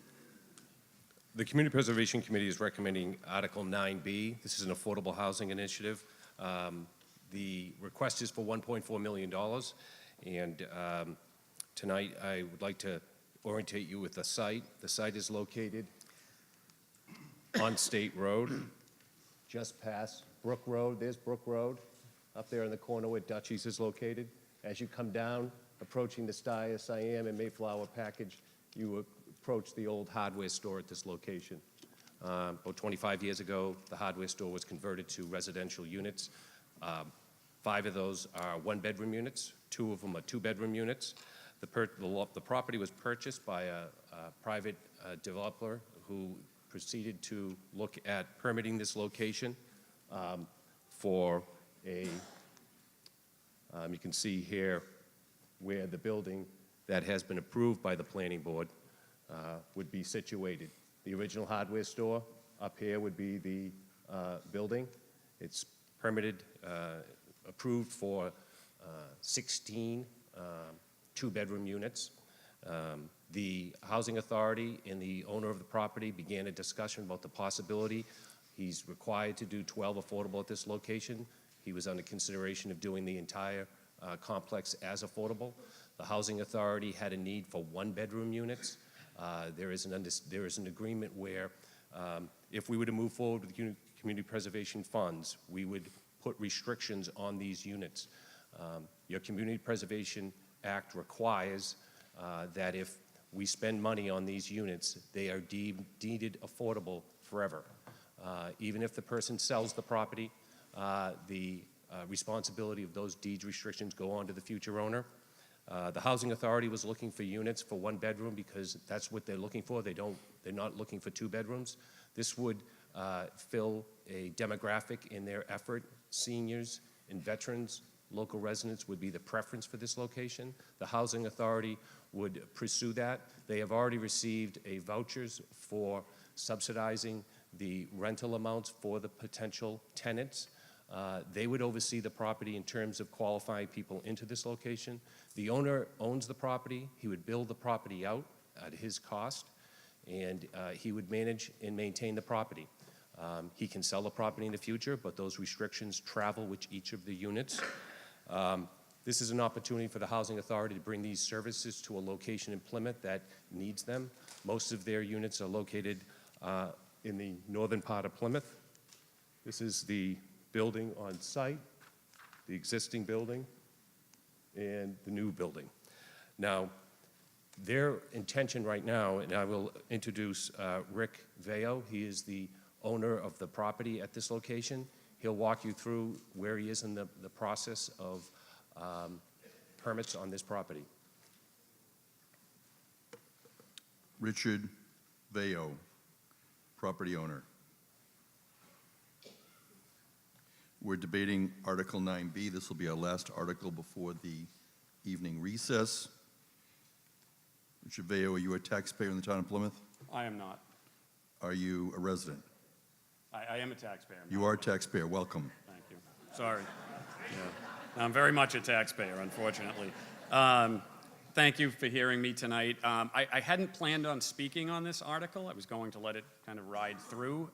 And then after hearing and seeing a lot of the, I guess what I'll kindly say is misinformation floating around, I felt it was very important for me to get up and clarify a number of things.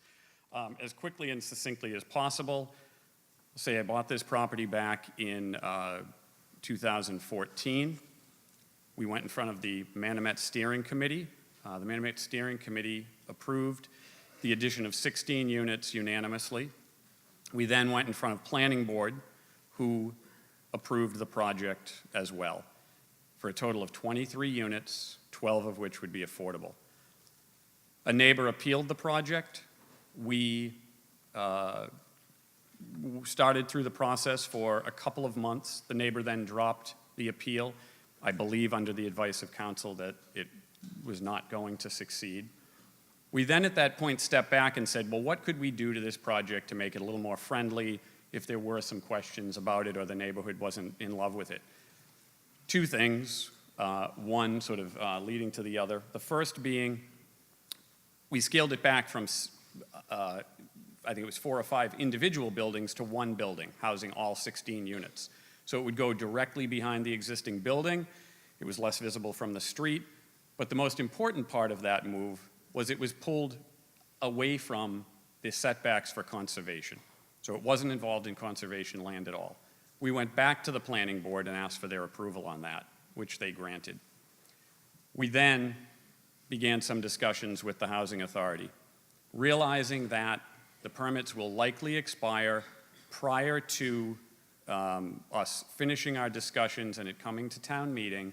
We went back in September, October of 2017, again, to the steering committee. Asked for their approval. It was voted unanimously. I have the letter sitting here saying that. We then went to the planning board. It was again voted unanimously to approve. So now what we have in front of you is 23 units, 12 of which are affordable, that are being built one way or another, whether it's under just a private development or what we would much prefer is in conjunction with the CPC and the Housing Authority. In moving that partnership forward, what we have offered to do is scale the project back one more time under the existing permits, that all 16 additional units will now become one bedroom. That effectively cuts the septic system in half, moves it further out of conservation, and reduces the footprint. These are all very positive things. A couple of the things that have been passed around are the permits expired. No, they are 100% in place. I think anyone from the planning staff here tonight could confirm that, along with the building commissioner. Is the septic system compliant? It is 100% compliant in our plans, and I think the director of the Board of Health could confirm that. Is the conservation line accurate? I think if there is someone here for conservation, they would tell you that we flagged the wetlands, conservation approved that line. As a matter of fact, they said we were being very conservative in our approach to it, and we could have pushed it back further. Tonight, this is not a vote of whether this is being built. It is being built. What it's a vote of would you like to see it scaled back, and would you like to provide affordable housing at a spot where it's desperately needed and hasn't been handled before, with a preference giving to the elderly and to veterans. The reason we entered into this, as many of you know, I'm a developer in town. We've done a lot of projects, the Armory, the Registry, Point 1620, Beech Tree Estates. We've been fairly successful at all of those. We could do the same thing here. This is a project that's near and dear to my heart. I think the work that the CPC has put into it and the effort in the Housing Authority is phenomenal. It's going to be a fantastic project, serve the needs of many people in that area. We plan to own the property long-term, manage it ourselves, and hopefully create 30 some seconds. much-needed homes. I appreciate your time. I'm more than happy to answer any questions. Mr. Mayor, I have some questions for you. This town meeting stands in recess for 15 minutes. It is currently 8:47 p.m.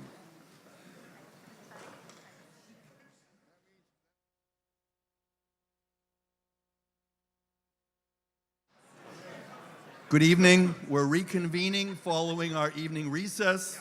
We have been debating Article 9B.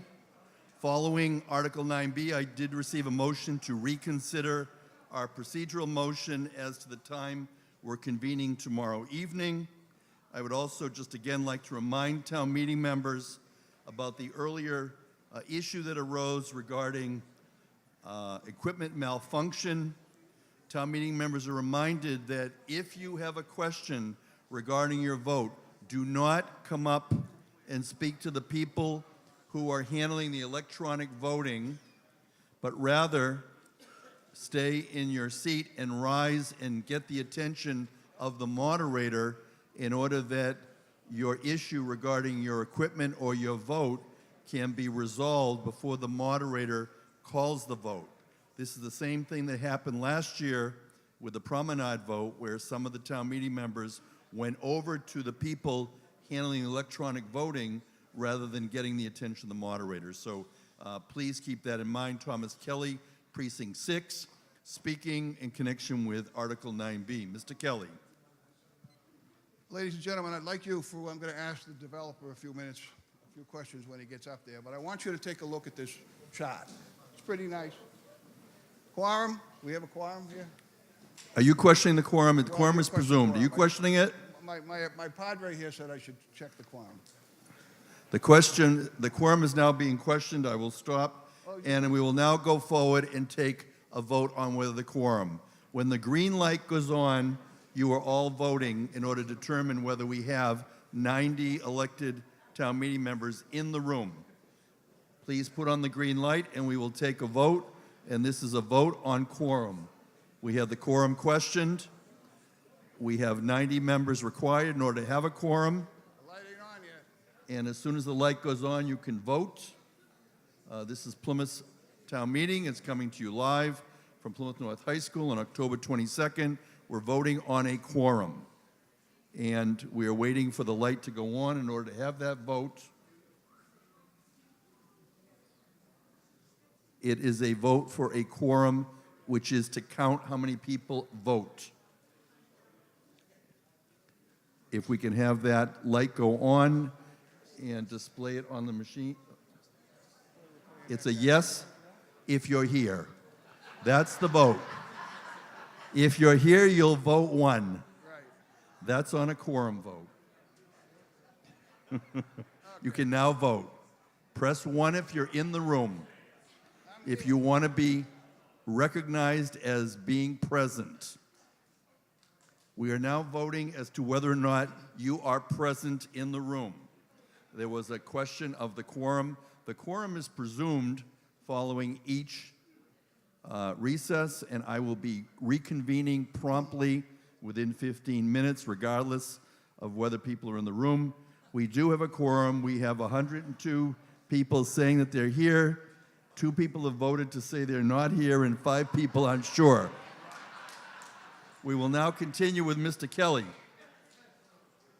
I'd appreciate if we could put the screen back up there. Yes, The, we're debating slide. Article 9B. Mr. Kelly, continue to talk. Okay, I just want you to emphasize when you look at this screen, pretty well done. If you look to the right, where the 12, where it says 1.5, that's where the brook is. So if you look in your book on page 8, you will see roughly from that topo of 12, it goes up to about 22. There's a 10 to 20-foot drop on the property down to another piece of property, Mr. Dunn's. And then there's the brook. And I want to thank you all for your support of the 180, because this is the very area we are going to study, this entire area for the nitrogen and phosphate loading that comes from a septic system. So I'm not against affordable housing or any of those components. What I am against us voting $1.5 million, or I'm sorry, to have something that could add to our problem. When my question to the developer at this point is, Mr. Kelly, continue with your question. would it be the end of the world if you waited 6 to 8 months on this project? Richard Veo, a taxpayer. It's actually Rick. It is Rick. It That's is correct. Rick, thank you. Would it be the end of the world? I don't know if that's sort of a loaded question. I'm not going to say the world's going to end, but we're probably not waiting. If this were voted down, we will construct the project as approved, which is 23 two-bedroom units. I understand that. I also understand from talking to Dr. Nate and the Board of Health that you don't have a septic permit for that. Your plan has been reviewed by Dr. Nate, but you have no approval for a septic system. And part of my concern is that all septic systems, and if you don't believe me, Randy can tell you and Dr. Nate can tell you, emit some level of nitrogen and phosphate. So we have 50 pounds in a 5-pound bag in this watershed. We are now going to spend $1.4, if you agree to that, on a project that could add to it, when we should, my suggestion is that we wait to get an answer.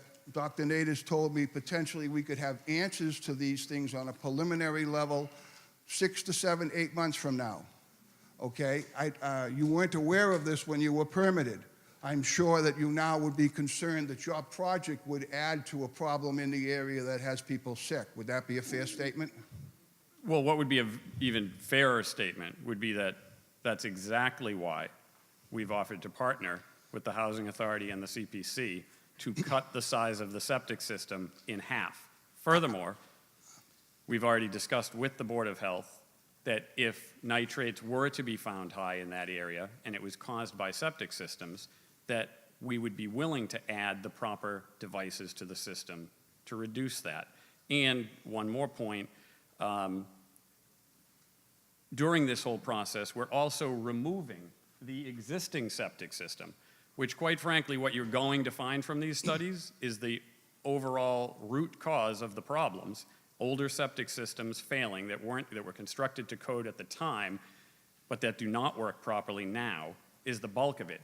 So we'll be removing that system and replacing it with them, again, and I stress, half the size of what we're approved to do, which I But think those are is... all issues that no one in this room is going to see, hear, or decide upon. Today, we're deciding upon $1.4 million to give to you to start a program which, by the estimates of a $5 million project, Mr. Cohen told me, we're giving you 30% 30 seconds. of your building costs. So we're getting a very simple process. We're getting nothing of it. We should wait till we get an answer from the study. It's not going to be the end of the world to him financially. He owns an awful lot of property. I have a lot of neighbors that are saying, how can we spend one FOA on a project that could already add to our problem? It's not a rush. When we permitted this, none of this was known. Now it is. The Board of Health, can I have one more minute? Thank you, Mr. Kelly. Motion to extend for 1 minute. Any discussion? Hearing none, I'll call for a voice vote. All those in favor say aye. Aye. Opposed say no. Motion carries for 1 minute. Mr. Kelly, continue. I'll be quick. It's just that simple. By turning around and asking for a delay till we get the answers, like I said, I've walked this property. How many people, raise your hand, have walked this property? Okay, we have a few, it's good. But we don't have 120. And I'm going to say is that it's very close to the stream. All septic systems give off nitration and phosphates. And by delaying it to find out what we have, to me and a lot of people in our precinct, makes a lot of sense. The neighbors, I've said, were asked me to ask Mr. Cohen to withdraw this. He didn't. I'm just trying to ask for 8 to 10 months till we get the study done that will give us an answer to 20 our seconds. Thank you, Mr. Kelly. Megan Collins Dempster, we're arguing 9B, followed by Karen Keene. Megan Collins Dempster, Precinct 6. I'm listening to what the developer has to say along with Mr. Kelly, and I'm not really following how we win by waiting. He's not going to wait. That system, then he has the option to put in a much larger septic system, and we move forward with no affordable housing, or the smaller number of units than we would be able to have now. Asking a developer to wait 8 to 10 months doesn't seem reasonable. I wouldn't expect him to wait. We have the option to provide housing for senior citizens and veterans that is desperately needed, and money that is willing and available to be donated or provided to this venture. And I'm trying to understand how we win if we wait. We win if it's a smaller septic system. We win if we get housing that is affordable for people who need it. And I'm going to use the verbiage that Mr. Kelly used before. I find this to be a no-brainer. Thank you. Karen Keene, we're debating Article 9B. Karen Keene, Precinct 14, also health agent for the town of Plymouth. One thing I want to make very clear is that, yes, there is no approved septic plan in the health department at this time, nor would there be for any other project at this point. Voting against this article tonight does not delay this project. It changes the scope of the project. So again, the same thing that Megan said, I would encourage all of you to vote in favor of this project and vote in favor of Article 9B. Thank you. Tricia McCarthy, followed by Erin Malaguti. I certainly agree with Megan and Karen. I guess we all think alike in some ways. And I'm totally in favor of the affordable units. We only have 3.1% in Plymouth affordable workforce units, and we're supposed to have 10%. I have a question for staff, and I tried to get these answers, but just to solidify for people on the regulatory agreement that will be entered into. And it's my understanding, and I may be misquoting what staff had told me, so I apologize for that, that the regulatory agreement would be entered into, that the project would be committed to be deed-restricted rental units to forever, perpetuity. I'm not getting that word out very well. But I do have a question on, because in speaking with the Affordable Housing Trust side, and also knowing that the Affordable Housing Trust right now only has $603,000, I believe it's in their budget, in their pocket. And the partnership speaks to the 1.3 million being added. And in the regulatory agreement that would be entered into, would it be clarified for us that the project would continue no matter what? I know that the developer understands that the money, the term to me was given, trickles in, but we're counting on a $1.2 million deposit into that account from the Thorndike development out at Walmart. So if that doesn't materialize, I just want to be guaranteed that the developer would have the assets to continue on, even if that 1.3 million didn't come for 10 years or something. I don't want to sound negative, because I want the project to go through, and I trust the state and the Board of Health and Title V regulations monitoring this. We're in trouble all over Plymouth, not just down at Bartlett Pond, with people who have dilapidated cesspools and septic systems. So that is an issue that I'm so glad that we are going to be dealing with for Bartlett Pond and Brook. So I have a question from, I don't know who I ask it from. Lee, I've talked to Lee. Lee can answer my question, or... We actually have the... Mr. Cohen, thank you. I believe you had a question for staff. For staff. I want a staff Thank answered you. question on that one, please. And so if we could have staff come forward. Thank you. And again, reminder, please silence your cell phones. Lee Hartman is the Director of Planning and Development. Welcome, Mr. Hartman. Thank you. So the regulatory agreement, I've done this long enough for a bunch of things. I'd like to always say nothing is forever, but the regulatory agreement is as close to forever as you can get. And before the project starts, whether it's not approved through this and it's just the 12 units affordable, or if it's approved through this process and it's the 23 units, before they start, that regulatory agreement has to be executed in place. And again, as forever as you can ever get. Once he agrees that it's going to be rental, that regulatory agreement says it's rental and it's in perpetuity. So again, don't like to say forever, but as close to forever as possible. Can I follow up? You have time, yes?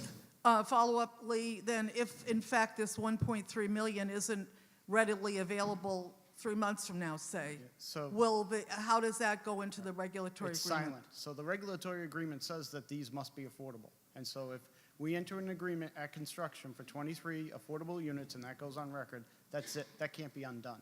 And so that would be his issue to figure out how to deal with financing from some other avenue. The Housing Trust Fund, though, that's Right. my, okay. Right. So what she's referring to is a commitment from the Affordable Housing Trust, and the chair is here if we need to have her speak, to provide additional funds to this project. So the trust has committed to support the project and support it if possible financially. Those funds don't exist yet. It's from either money that may come in through a 55 and older project in West Plymouth, or maybe funds coming in through the Waverly Oaks project. So, but until that money's there, we can't commit it, but they certainly have said they're supportive of it. Again, for the project to go forward, if that regulatory goes on record, the developer, and we've talked about it, he has to feel comfortable that with or without that money, he can start the project. And finish it. Yeah, and finish it, yes. Or don't occupy it, but yes, it would have to be finished. Thank you. Everett Malaguti, followed by Daniel Gorsica. Mr. Malaguti. Everett Malaguti, Precinct 1. I have a question for the developer. So basically, if we voted this approval tonight and everything went to plan, roughly how long would it take before occupancy occurs within these units? Again, the Rick Veo taxpayer. So theoretically, if you were to approve this tonight, we would be moving forward with construction sometime in the early winter, January or so, and we're looking at within a year completed, probably within 14 months fully occupied based on the backlog of 1,500 potential applicants to the affordable housing. Okay, thank you. So basically, from that, the reason why I asked is because I know there has been a lot of debate, whether through email or contact or even tonight, on why should we approve this now when we haven't even had the study in place for the watershed. So I think that since the watershed study will probably be about 7 to 8 month time frame, and it'll take roughly between 12 and 14 months as stated for full build-out and occupancy, that I think there's plenty of time within that construction time frame to actually handle any problems that may occur within the watershed study to remediate any issues so that there's no harm to the environment. I respect Mr. Kelly and a lot of the neighbors, and I will not be afraid to admit that I'm wrong if that actually is the case. But I think that this is a win-win for the town to actually have these affordable units come through, and I hope that this isn't delayed any further and we vote yes. Thank you. Mr. Corsica? Would you care to speak? Yep, just one comment and one question. First, I support this article. The only one comment I would make is with the intent of the inclusionary bylaw is to think about affordable housing as a whole, as a town, not just in one specific place. So I think just going forward, we need to be mindful to integrate it with the rest of the community, not just one specific location. The question I want to have that I just would like point of clarification from the town staff, whether it's Board of Health or Engineering, to just let the town meeting members know here from as regards to the septic system goes. Someone correct me if I'm wrong, but as long as the septic system meets Title V requirements, there's no yes or no. It either meets or it doesn't. If it meets, you can go ahead and install the way he has designed now. Thank you.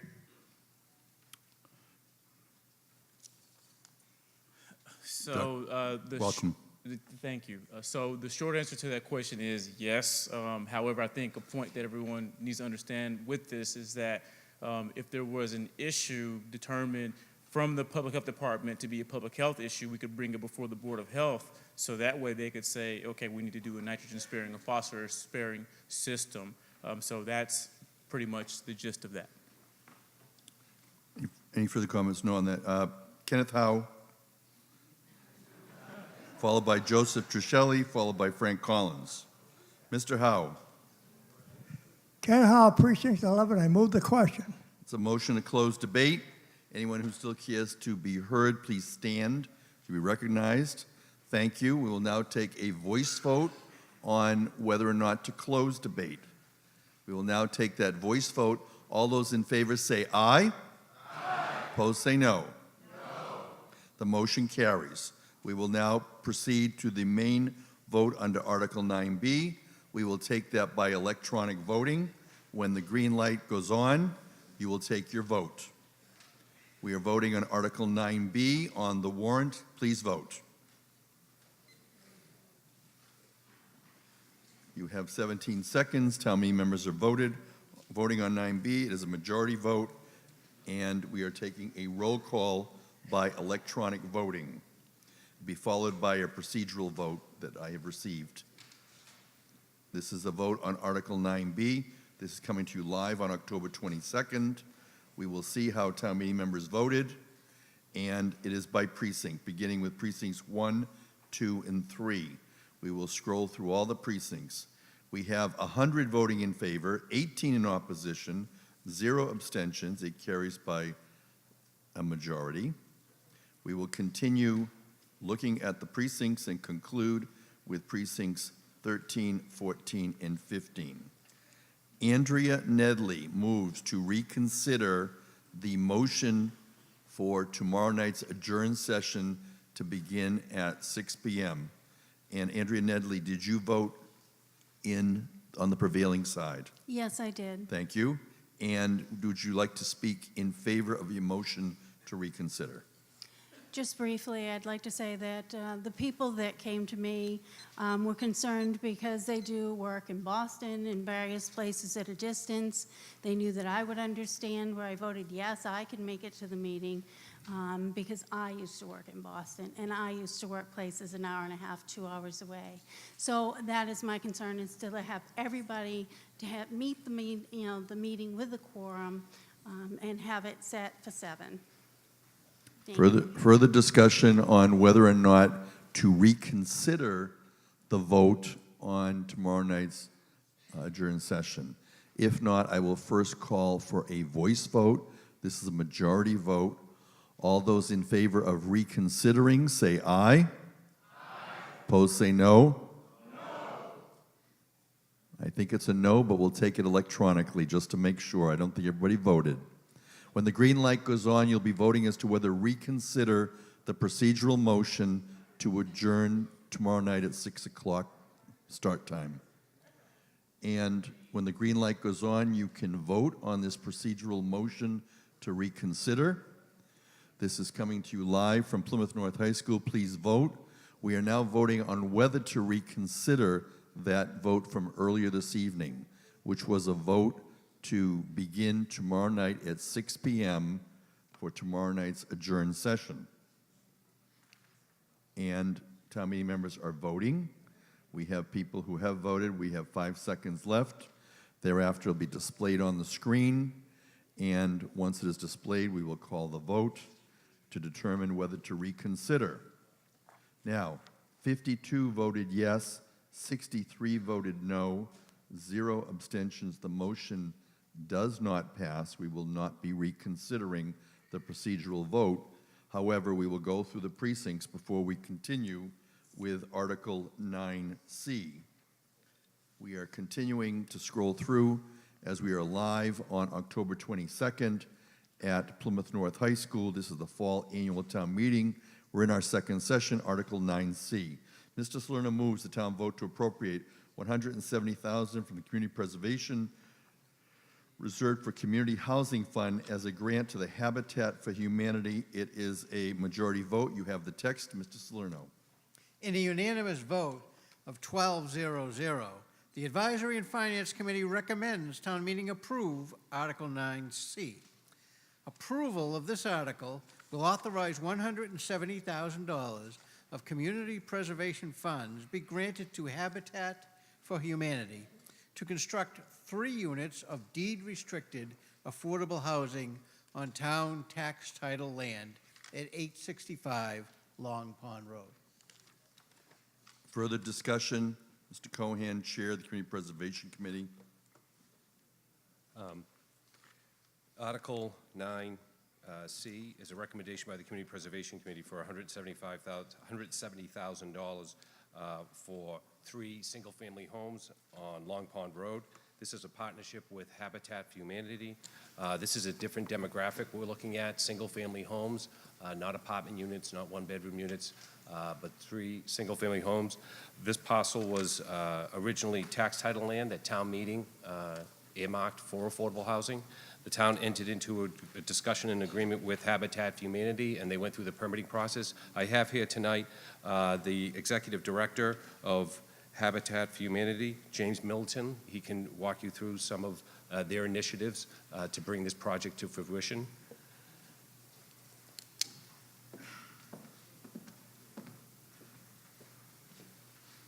David Drain, President, Board of Directors, Habitat for Humanity. Mr. Drain, are you a Plymouth resident?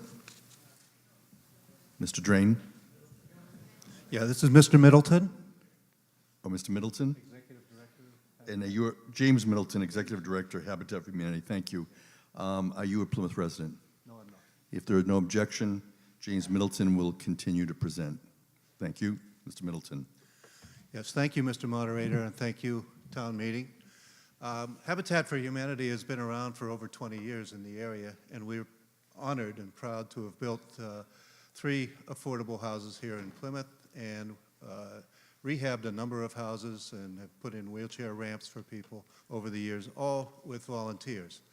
And in the current project, we're really very much honored to be building 2 of these 3 affordable homes for veterans. It was something that was passed at town meeting to make the land available to a nonprofit, and we're, as I say, we're honored to be that nonprofit selected to do this, and we've been working on the project. So I'm here and happy to answer any questions people might have about it. Thank you, Mr. Middleton. Further discussion on Article 9C. It's a majority vote, and we will be taking a roll call if it's not unanimous. Yes, Richard Caproni, Precinct 15. We're debating Article 9C, which is on the warrant for Plymouth Town Meeting, coming to you live on October 22nd. Richard Caproni is from Precinct 15. Mr. Caproni, on the motion. No questions? Mr. Caproni? Really? Please No proceed. question.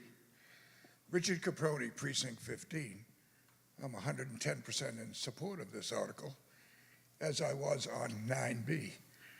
For the record, The Community Preservation Commission in the town of Plymouth has not added 1 unit of affordable housing to the town's housing stock for 5 years. In the CPC balance sheet is sitting over $1 million dedicated for affordable housing. It's time we used it, and it's time we took care of 23 or 26 or 30 of the 12 or 1,500 people who are looking for affordable housing here in Plymouth. Further discussion, Karen Bukes, welcome. Yes, I'm in favor of this, and we wish you well, but I'd like to remind Mr. Caproni that the Symes House has affordable housing. Further discussion? Further discussion from town meeting? If not, we're going to be calling for a vote. I'm going to now call for the vote. When the light goes on, we'll be voting on 9C. It's a majority vote. When the light goes on, and it's on now, please vote for Article 9C. You have 20 seconds in which to vote. We are voting on Article 9C of Plymouth's Fall Town Meeting on October 22nd. This is coming to you live from Plymouth North High School. Town meeting members are voting. Following the vote, we'll have a record of the vote displayed on the screen. Town meeting members will check your vote, make sure it's accurate. We will then move on with the warrant. And we're now going to begin with the display of votes. First, we have precincts 1, 2, and 3, and they're followed by precincts 4, 5, and 6. The vote is displayed, 115 in favor, 1 opposed, 2 abstentions. The motion carries. And following the completion, we'll move on to Article 9D. And we've just finished with 13, 14, and 15. Mr. Salerno moves that $2,618,000 is appropriated for a grant to the General Society of Mayflower Descendants. Mr. Salerno, you have the text. In a unanimous vote of 12-0-0, the Advisory and Finance Committee recommends town meeting approve Article 9D. Approval of this article will authorize the Community Preservation Commission to borrow $2,618,000 to grant to the General Society of Mayflower Descendants funds for the restoration, rehabilitation, and preservation of the stone facade of the 1898 National Memorial Meeting House in Town Square, and to authorize the Board of Selectmen to accept an historic preservation restriction. The Meeting House requires considerable restoration, both interior and exterior. Without funding, this historic and architectural treasure will fall into further disrepair that may jeopardize the structure permanently. Further discussion, Richard Cohen, Chair. The Community Preservation Committee is recommending Article 9D. This is an article for historical preservation. The amount is $2,618,000 for the restoration, preservation, rehabilitation to the facade of the stone church in our town square. I'd like to begin with just kind of a flyover of this site. I think if they can proceed with the...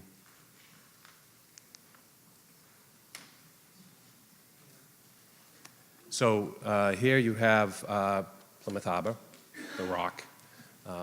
In 1620, we all know that the separatists arrived here in Plymouth.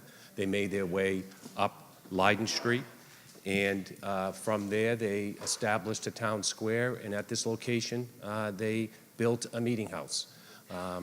It's important to note, and I've mentioned it before, it's probably a very significant longitude and latitude in our town square. Not only do we have this meeting house, but we have this 1749 courthouse.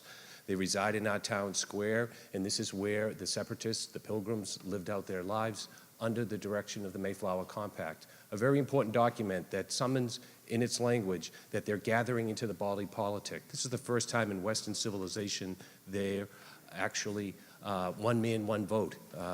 And this is one of the more relevant things to the story of the Pilgrims at this location. This building has a stone veneer, a facade that is cemented to a brick building. It has been penetrated by water. The facade could collapse. As you approach down here, you see the Robinson windows are missing. from the building because the weight of those windows cannot be installed. Community preservation funds were utilized to repair these windows. They're not ecclesiastic in nature, more historical in nature. There are depictions of signing of the Mayflower Compact, departing from Leiden, England. And the building, the first meeting house in this location is the 1621 Meeting House Fort. It was followed by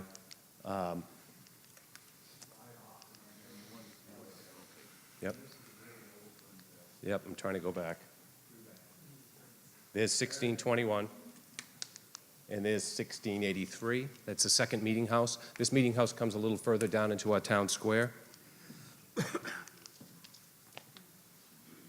In 1744, they build a third meeting house. In 1831, they build the fourth meeting house. This is a building that was standing until a fire in the late 19th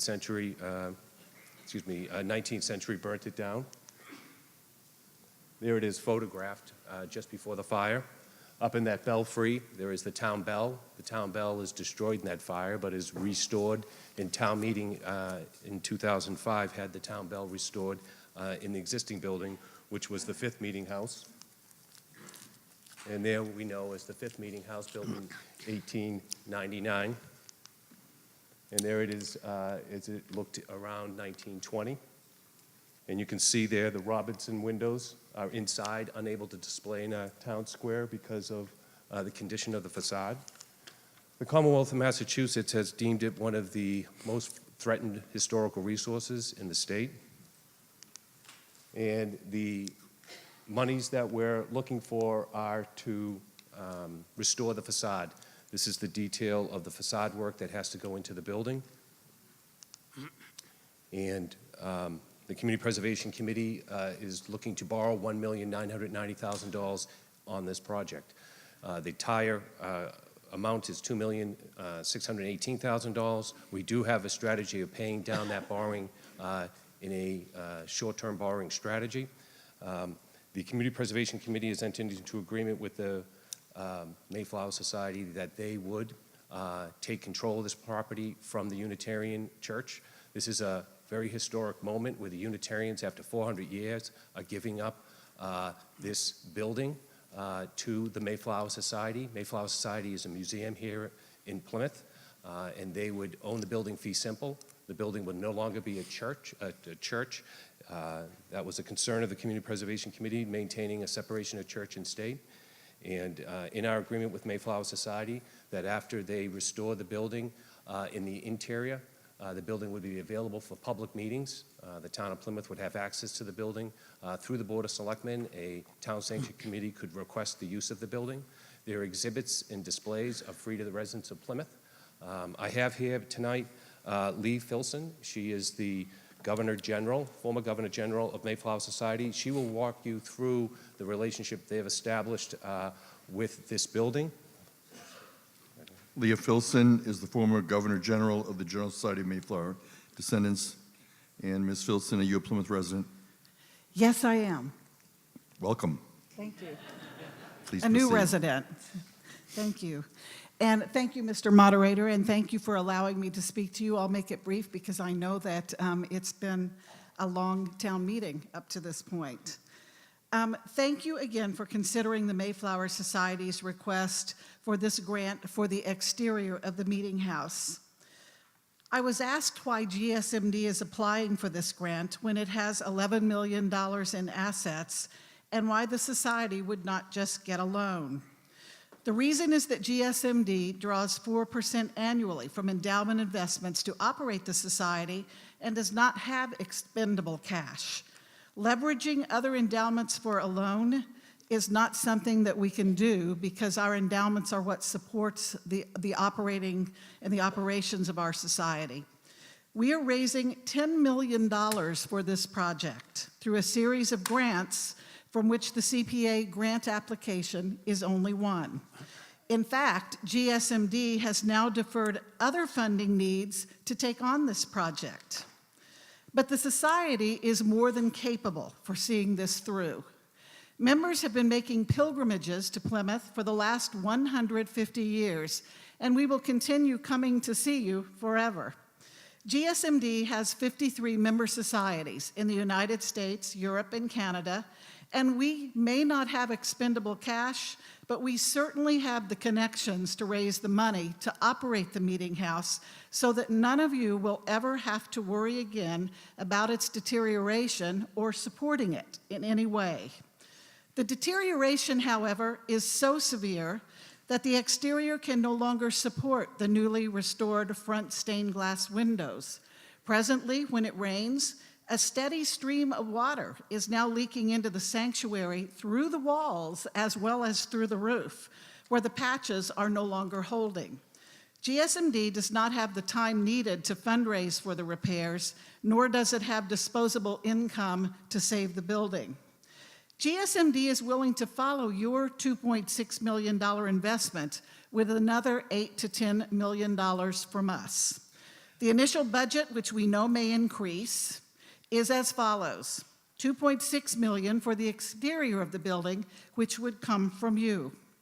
Another $150,000 for schematic plans for the project. $550,000 for electrical systems, including heat and air conditioning. $3 million for interior restoration, preservation, and rehabilitation. Another $2.3 million will go into programming and internet and digital technology for the visitor center that it will become. $3 million will be going for a permanent preventive maintenance endowment, of which $1 million of that has already been raised. And $400,000 will help us to start up the operations.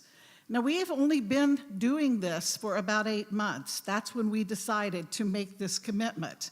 And after those 8 months of fundraising, with our member societies meeting one time, we are already at a $1 million toward our $3 million endowment and another $400,000 from member societies who have pledged and are continuing to pay more. But it takes a while to raise funds, and the building doesn't have a while to wait. The meeting house will become a visitor center for tourists and residents. A daily scheduled interactive experience in the sanctuary will explore the Mayflower story. There will be changing exhibits in the meeting room downstairs. A broadcast-ready performance area and catering kitchen will be available. The building will be ADA compliant throughout, as well as having internet and digital technology throughout. And of course, the total upgrade of electrical systems, heat and air will be added. These renovations into a visitor center will enhance our tourism industry here in Plymouth and make the building more attractive as a venue to be rented. The plan is well underway. A charitable trust has been formed between GSMD and First Parish Church. When fundraising reaches $3 million through grants, First Parish members will legally be dropped from the trust, and ownership of the meeting house will convey to GSMD. No CPC funds will be distributed to GSMD until First Parish Church is out of the trust and GSMD becomes the sole owner. The meeting house will no longer be a church. It will be an educational, visitor, and community center. Upon availability, when GSMD does not have programs scheduled, the meeting house will rent to outside parties. First Parish Church, as part of its donation of the meeting house to GSMD, has requested certain dates to rent the facility for services during times the meeting house will not be scheduled with GSMD programmatic activities. The meeting house will welcome any denomination, organization, or private party that wants to rent the building for any type of service or event during off hours. Plymouth residents will also be able to use the meeting house. Town-sanctioned committees will make requests through the Board of Selectmen and will have access based upon availability. Free admission, discounts, and special offers will be available at times for residents, students, and elders. The meeting house will welcome people of every race, religious creed, and national origin, whether locals or tourists. So why should the town of Plymouth partner with GSMD and award us this grant? Well, we can actually see this project to fruition and beyond. And because this investment in the form of a grant means the meeting house will be preserved and operated in perpetuity at no cost to the town of Plymouth. And again, once the exterior is sealed tight, we'll take it from there. We'll invest another $8 to $10 million and operate it in perpetuity, and the town will not have to pay anything further. Together, we can preserve one of America's most important architectural, iconic, historic structures in the heart of Plymouth's town square. So here is our timeline. The exterior restoration will begin immediately and be completed by next summer. GSMD will open for tours and share the restoration journey with the public as we can around the construction. We hope to complete the entire interior restoration within 2 to 3 years. So the Mayflower Society asks for your vote today. The urgent repairs to the exterior and roof will be completed with your help. The stained glass Robinson windows will be reinstalled. And in 2020, the National Pilgrim Memorial Meeting House on Plymouth's Town Square will welcome visitors and residents to this authentic historic site. Thank you. Richard Neely, followed by Michael Babini. We're debating Article 9D. Richard Neely, this is coming to you live on October 22nd. Welcome, Richard Neely. Thank you, Mr. Moderator. I am a Precinct 15 member, a resident, a taxpayer, and a surtaxpayer. If F. Scott Fitzgerald were here, he would call $2,618,000 the gift as big as the Ritz. I want to say that I am as much in favor of historical preservation as I am in favor of fiscal prudence. Plymouth has a great deal of history and not a great deal of fiscal prudence. I shall vote yes on Article 9E, the 1749 courthouse, but the use of CPA funds as proposed in Article 9D for the National Meeting House restoration raises a number of issues. The article is asking you to support the use of over $2.6 million to enable the General Society of Mayflower Descendants to maintain a rehabilitated church meeting house as part of their long-range plan to use the site displays, exhibits, weddings, and meetings for rent. They, the GSMD, will use the income stream from these activities to maintain the aims and purpose of the organization. The GSMD is an organization with an endowment of over $11 million and an active membership approaching 30,000. They are quite capable of funding the rehabilitation of the church without outside help. The CPA has indicated that they have the following funds available for this request.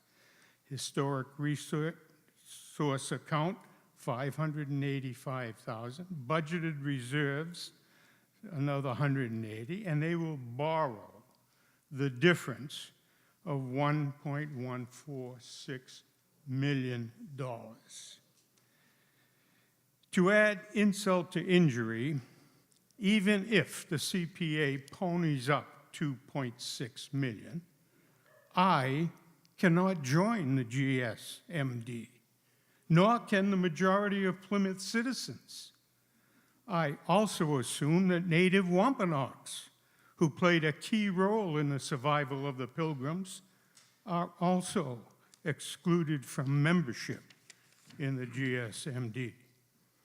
We have been told the urgency of needed repairs or face the imminent collapse of the facade, if not the whole building. The church was built in 1898 and has stood for 120 years. Yes, it needs repair, but does it need more than emergency rehabilitation? I think not.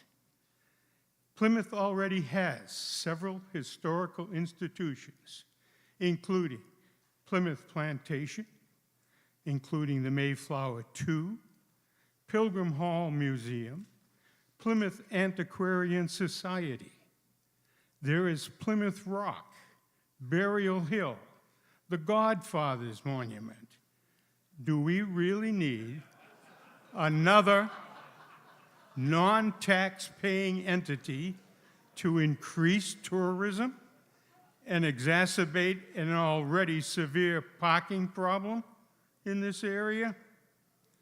For the reasons cited above, I cannot support the expenditure of $2.6 million of taxpayer funds as proposed in this article. In closing, we are talking about your dollars, 30 not seconds. CPA dollars. This forum is your last chance to speak out on how your money is used. Thank you. Michael Babini, followed by John Hammond. We're debating the town meeting warrant, Article 9D. Mr. Babini. Thank you, Mr. Moderator. I might repeat a couple of things that Mr. Neely said, but I just want to go through my presentation, please. The Society of Mayflower Descendants is a vibrant, well-run, very successful organization with approximately 30,000 active members. I fully respect who they are and what they do. The Society is a restricted society with membership only available to descendants of the Mayflower. I understand that they will open sections of the building to the general public to display their holdings and for town meeting space when available, but that doesn't change the fact that only the Mayflower descendants can fully benefit from the town's contribution. They have significant financial strength with $11.1 million in total assets. Consolidated financial statements show that, and they are online. It also appears from a view of their current financial statement that they have little or no debt. The Society has stated that they plan to fund this project through member societies in US, Canada, Europe, 2 grants currently under review, and corporate donations and bequests. There is no mention of borrowing indicated in their plan. They appear very capable of funding the work needed to repair the exterior of the 1898 stone church with 30,000 active members. They could raise $2,618,000 without town assistance by assessing each member a mere $87, which equates to $33 per $1 million of cost. As an alternative, or to reduce the member burden, their restricted and non-restricted asset funds could be used for collateral for conventional financing. Most nonprofit organizations fund their operations through their membership, dues, assessments, admissions, philanthropic assistance, and borrowing, all of which are available to the Society. The Society currently owns the Mayflower House in Winslow Street with an assessed value of $2.4 million. They are tax exempt and do not make an in lieu of tax payment to the town. Forgiven taxes due to exempt status is approximately $40,000 annually. The 1898 stone church will be donated to the Society at no cost and will also be exempt from taxes, creating tens of thousands of dollars in additional property tax forgiveness. The town through the CPA has already invested in excess of $310,000 in the 1898 stone church for preservation of lead glass windows and the refurbishment of the church bell. An additional $2,618,000 would bring the total town contribution to the structure of about $3 million. If approved, this article will be funded through $500,000 in available CPA funds earmarked for historic resources, $120,000 in CPA undesignated reserve funds, plus a town CPA loan of $1,990,000. This will double the town's CPA current debt of approximately $4 million. I ask you, should the town be borrowing money for CPA projects? especially for non-town-owned real estate. My understanding when I voted to create the CPC was that the CPA would fund projects within their budget. Borrowing has now become a regular occurrence. When borrowing money to encumber future CPA funds, limiting the ability to fund new worthy projects without additional borrowing. Do we want to fall into this trap? Do we want to be paying for funds given out today for future CPA budgets? There are many historical sites in our town in need of repair. I believe that we should allocate CPA funds to those in need and work within the available CPA fund budget. The town is in no position to take on unnecessary debt. I ask that you please join me in voting no on this article. Thank you very much. John Hammond, followed by Belinda Brewster. We are currently debating Article 9D, and earlier we passed a motion to Mr. Hammond. Please continue. Article 9D. Well, I am, first of all, I am a member of First Parish. I want to disclose that to you. I'm really torn about this. I'm a taxpayer in Plymouth. I've been here a little over, living here a little over 20 years. My taxes have roughly doubled in that time. My pension has not. And I appreciate that. I've also lived with that church a few years. Part of our chimney fell down. Fortunately, nobody got killed, and we glued it back together. We have tried ourselves. We've had a whole committee working on getting grants to try to restore the church. But I'm also scared that it might fall down. A few years ago, I was an officer of the church, and I had the chance to look inside a wall. It is a veneer of stone, and when they're talking about repair, it's repairing the veneer. It's on a brick wall. I got to look at the inside of the wall when we had to take a panel off because it was falling off, and we didn't want somebody to be killed with a 300-pound block of marble falling on them. I stuck my finger in the mortar. It was sand between the bricks. So I hope we don't have a hurricane or an earthquake. As I say, I'm torn, but I would urge you to vote for this because I'm afraid the building will fall down sometime fairly soon. That's probably enough. Thank you. Have we procedural motion? Yes, Karen Bukes. I'd like to move the question. Motion to close debate is not debatable. First, ask anyone who cares to be heard just to stand to be recognized. Thank you. I'll now take a voice vote on whether to close debate on Article 9D. It requires a 2/3 vote. All those in favor say aye. Aye. Opposed say no. I don't think it passes by 2/3. And so we're going to continue with Belinda Brewster, followed by Jeffrey DeLepp. Good evening. Belinda Brewster, Precinct 5, and my husband and I could actually apply to the General Society of Mayflower Descendants if we wanted to fill out all that paperwork. So far, we haven't done that, but but I'm not supporting this measure.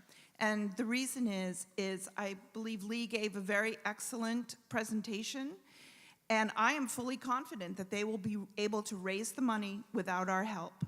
Plus, the town of Plymouth has also given, I think, a few $100,000 already for the windows. So I believe that we have already made a commitment to this and have ponied up with some decent money. And I do believe that Lee and the General Society has the wherewithal and the funds and the capability of raising all of this money themselves.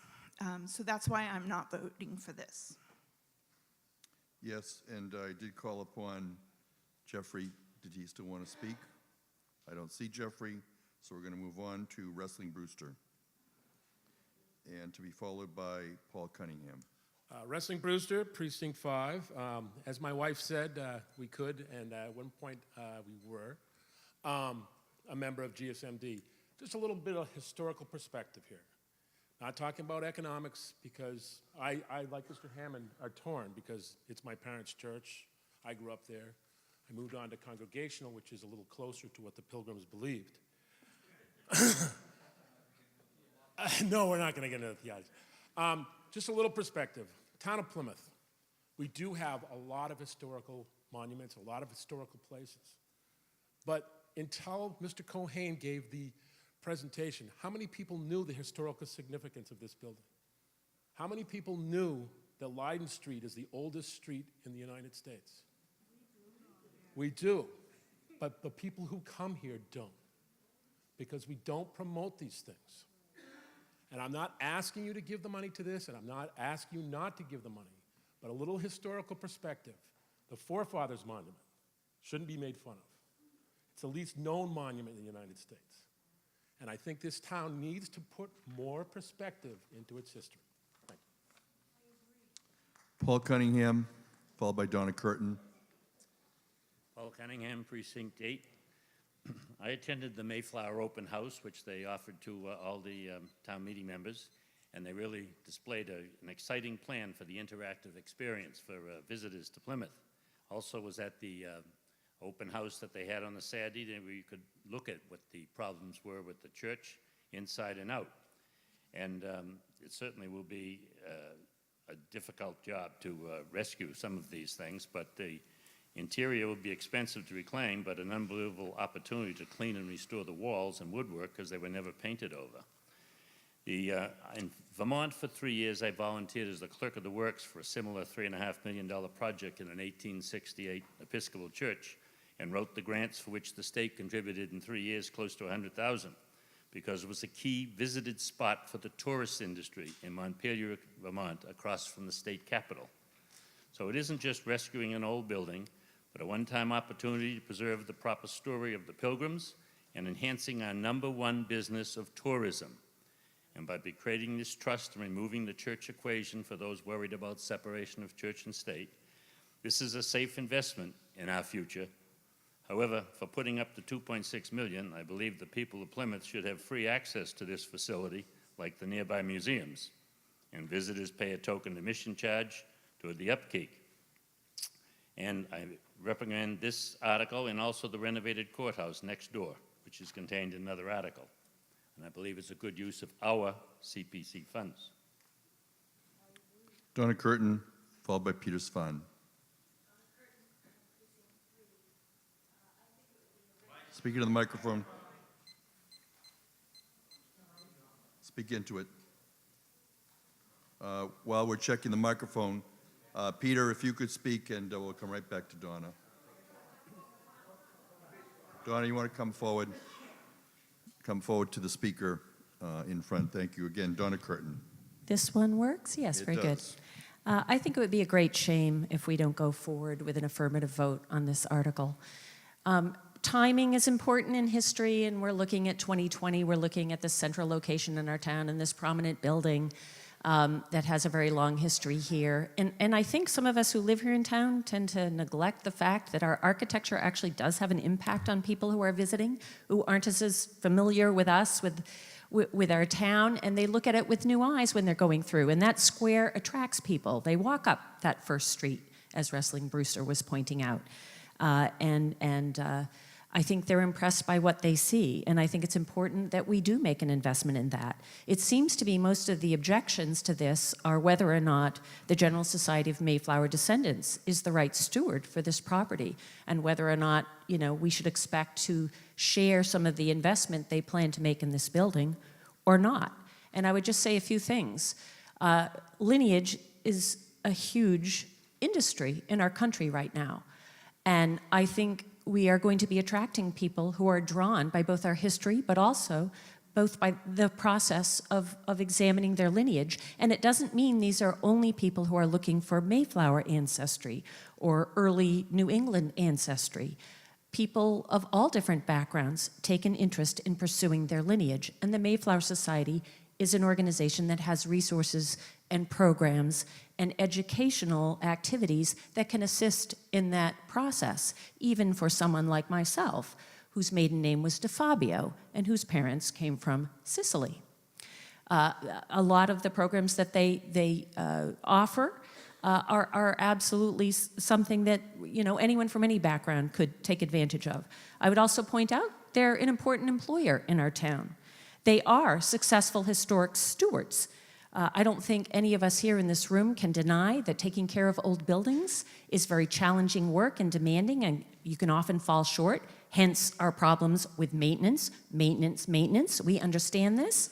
So they are willing to step up to the plate and assist this struggling building, this enterprise, and put their money where their mouth is and saying it's going to take more than just stabilizing this facade. It's going to take a heck of a lot more, and we are willing to do that over time. I think this is a very important commitment on their part. And I found them to be an organization to be trustworthy. They cooperate and work with all of our nonprofits. They work very closely with Plymouth Plantation, with the Pilgrim Society, with the Plymouth Antiquarian Society. They bring folks to our doorsteps and share our history. And I think this should be a big yes. Thank you. Before we go further, just be mindful of the fact it is after 10 o'clock. We will not be taking up any new matters unless the meeting is extended. Also be calling on town meeting members before non-town meeting members, since that is one of our rules. And I will also entertain any procedural motions before, again, people speaking on the substantive motion. Peter Savan, followed by Brendan Brady. First, Mr. Moderator, thank you. I have a question for our town manager or whoever's appropriate.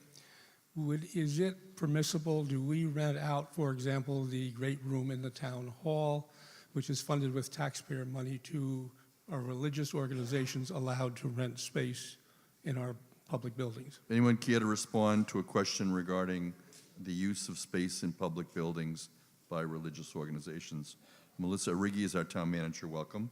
Thank you very much. We have a public facility use policy that clearly defines when you can use your public buildings and for what purpose. As I think about it right now, priority goes to established boards and committees, town business of staff, then established boards and committees, and there is the opportunity to use those rooms by other groups once you've gone down the priority list. In addition, some of our other buildings have a different set of rules, including the library, rents their different function space, and of course Memorial Hall. I can provide that to you if you can wait till the morning. But does that include religious organizations? Yes. It does. Okay. Okay. Thank you. Brendan Brady, followed by Richard Cirque. Mr. Brady. Thank you, Mr. Moderator. Brendan Brady, Precinct 10. A question for Finance. Bill mentioned short-term borrowing strategies. Can you estimate how much this would cost per resident for how long? A question from Brendan Brady. Because I believe it's not all funded through existing CPC funds, correct? And we are debating Article 9D on the warrant. This is coming to you live October 22nd from Plymouth North High School. Lynn Barrett, Director of Finance, welcome. We would be doing short-term borrowing, which the interest rate on short-term debt is approximately, being conservative, about 2.5% of the gross amount that we would borrow. So that's 1.9 million. We would do an aggressive approach to paying this down within 2 years. I mean, I can figure it out over there, you know, A rough as far guess as is adequate. well, I mean, I can't figure it out in my head just standing here. I can use my calculator and I can come back to the microphone if they're okay. That would be fine. Richard Cirque, followed by Peter Neville. Mr. Cirque. I think the question that people are struggling with is whether the Society of Mayflower Descendants should come up with more money than what it is proposing to come up with. And the inference is being suggested that they're not opening their wallet far enough. I think they're opening their wallets a heck of a long way. And instead of questioning whether or not they should open their wallets more and relieve the town of what we're being asked to pay, we should be grateful for the fact that they're willing to use their stewardship and their name and their resources to go as far as they're going to make this possible. And I think we should support it. Peter Neville, followed by Everett Malaguti, Article 9D. Mr. Neville. Thank you, Mr. Moderator. I have a fundraising background, and so my question really is to the Mayflower Society, and I'd like to hear more about their track record on capital campaigns and other projects that they've been successful in generating. It sounds like $8 to $10 million over a short amount of time. Normally, you have 50% in the bank before you go public, and our 50%, well, we don't have 50%, but it looks like we're going to provide $3 million of 13 million or 3 million of 10 million as the max. So just some track record of your prior capital campaigns, please. You actually will be providing 2.6 million, not 3 million. Our track record is very good. We have been in existence since 1897. Everything that we do is through an endowment. We raise endowment money so that we can pay our operational costs. Beyond that, we do grants, family funds, et cetera, et cetera. And because we have so many members in so many places, we have been very successful at that. Yeah, I'm speaking specifically about capital projects, bricks and mortar. You're building a new building. I'm not talking about endowment, because endowment, as I understand it, your endowment is restricted, and it's a normally endowments are a board-restricted element. You can change the investment policy. You can change how it's distributed. You can change how it's used. That's a board prerogative. The fact that you haven't, it's up to you. You're covering your operations on your 4%. Now you've got a major capital campaign contingent upon a grant, half of which is going to be borrowed. I just want to know your track record on capital campaigns. That's all. In 1941, we found the Mayflower Society House, which at that time was called the Winslow House. That house it was first bought by great-grandson of Edward Winslow. Then it was rehabilitated and turned into a beautiful mansion by Chandler, a very, very famous architect. But it fell on hard times and was going to be demolished. The society in 1941 raised the funds to purchase that house. Then before they rehabilitated it and saved it, they loaned it to the Red Cross here during the war to help provide a place for the Red Cross to operate from. The Red Cross operated there for 4 years. At the end of that time, they continued to raise money, rehabilitated the house, and it has been our international headquarters ever since.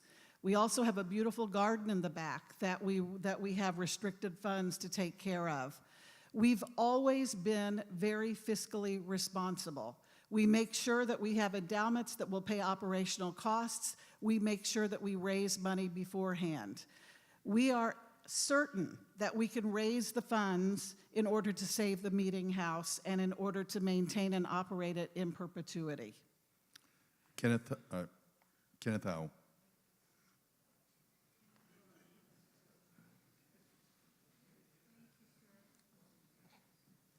Ken Hall, Precinct 11. I move the question. Motion to close debate is not debatable. We have people who are standing to be recognized. I will now call for a voice vote. It is a 2/3 vote. All those in favor of closing debate say aye. Aye. Opposed say no. No. Motion carries by 2/3. We will now go to an electronic vote on Article 9D. And you can get ready, and when the green light goes on, it's a 2/3 vote, and you'll be voting on Article 9D. The light is on. Please vote. You're voting on Article 9D. Thereafter, we will have a motion to adjourn. It is debatable. There's discussion. And then we will take a vote on whether to adjourn till tomorrow evening. Our earlier vote said we would meet at 6 p.m. tomorrow. We're now concluding the vote on 9D. It'll be displayed, and the display is being shown on the screen with the votes, showing precincts 1, 2, and 3. Then precincts 4, 5, and 6. You'll see the initial preliminary vote is 90 voting in favor, 27 in opposition, 1 abstention. The motion will carry. We will determine whether or not anyone else has a question regarding their vote. I see no one rising on that. Mr. Salerno, so the final vote we have, Mr. Salerno moves to adjourn this session of town meeting. Is there any discussion on whether to adjourn? Hearing none, I will call for a vote. All those in favor say aye. Opposed say no. The motion carries. This town meeting is adjourned at 10:14 p.m.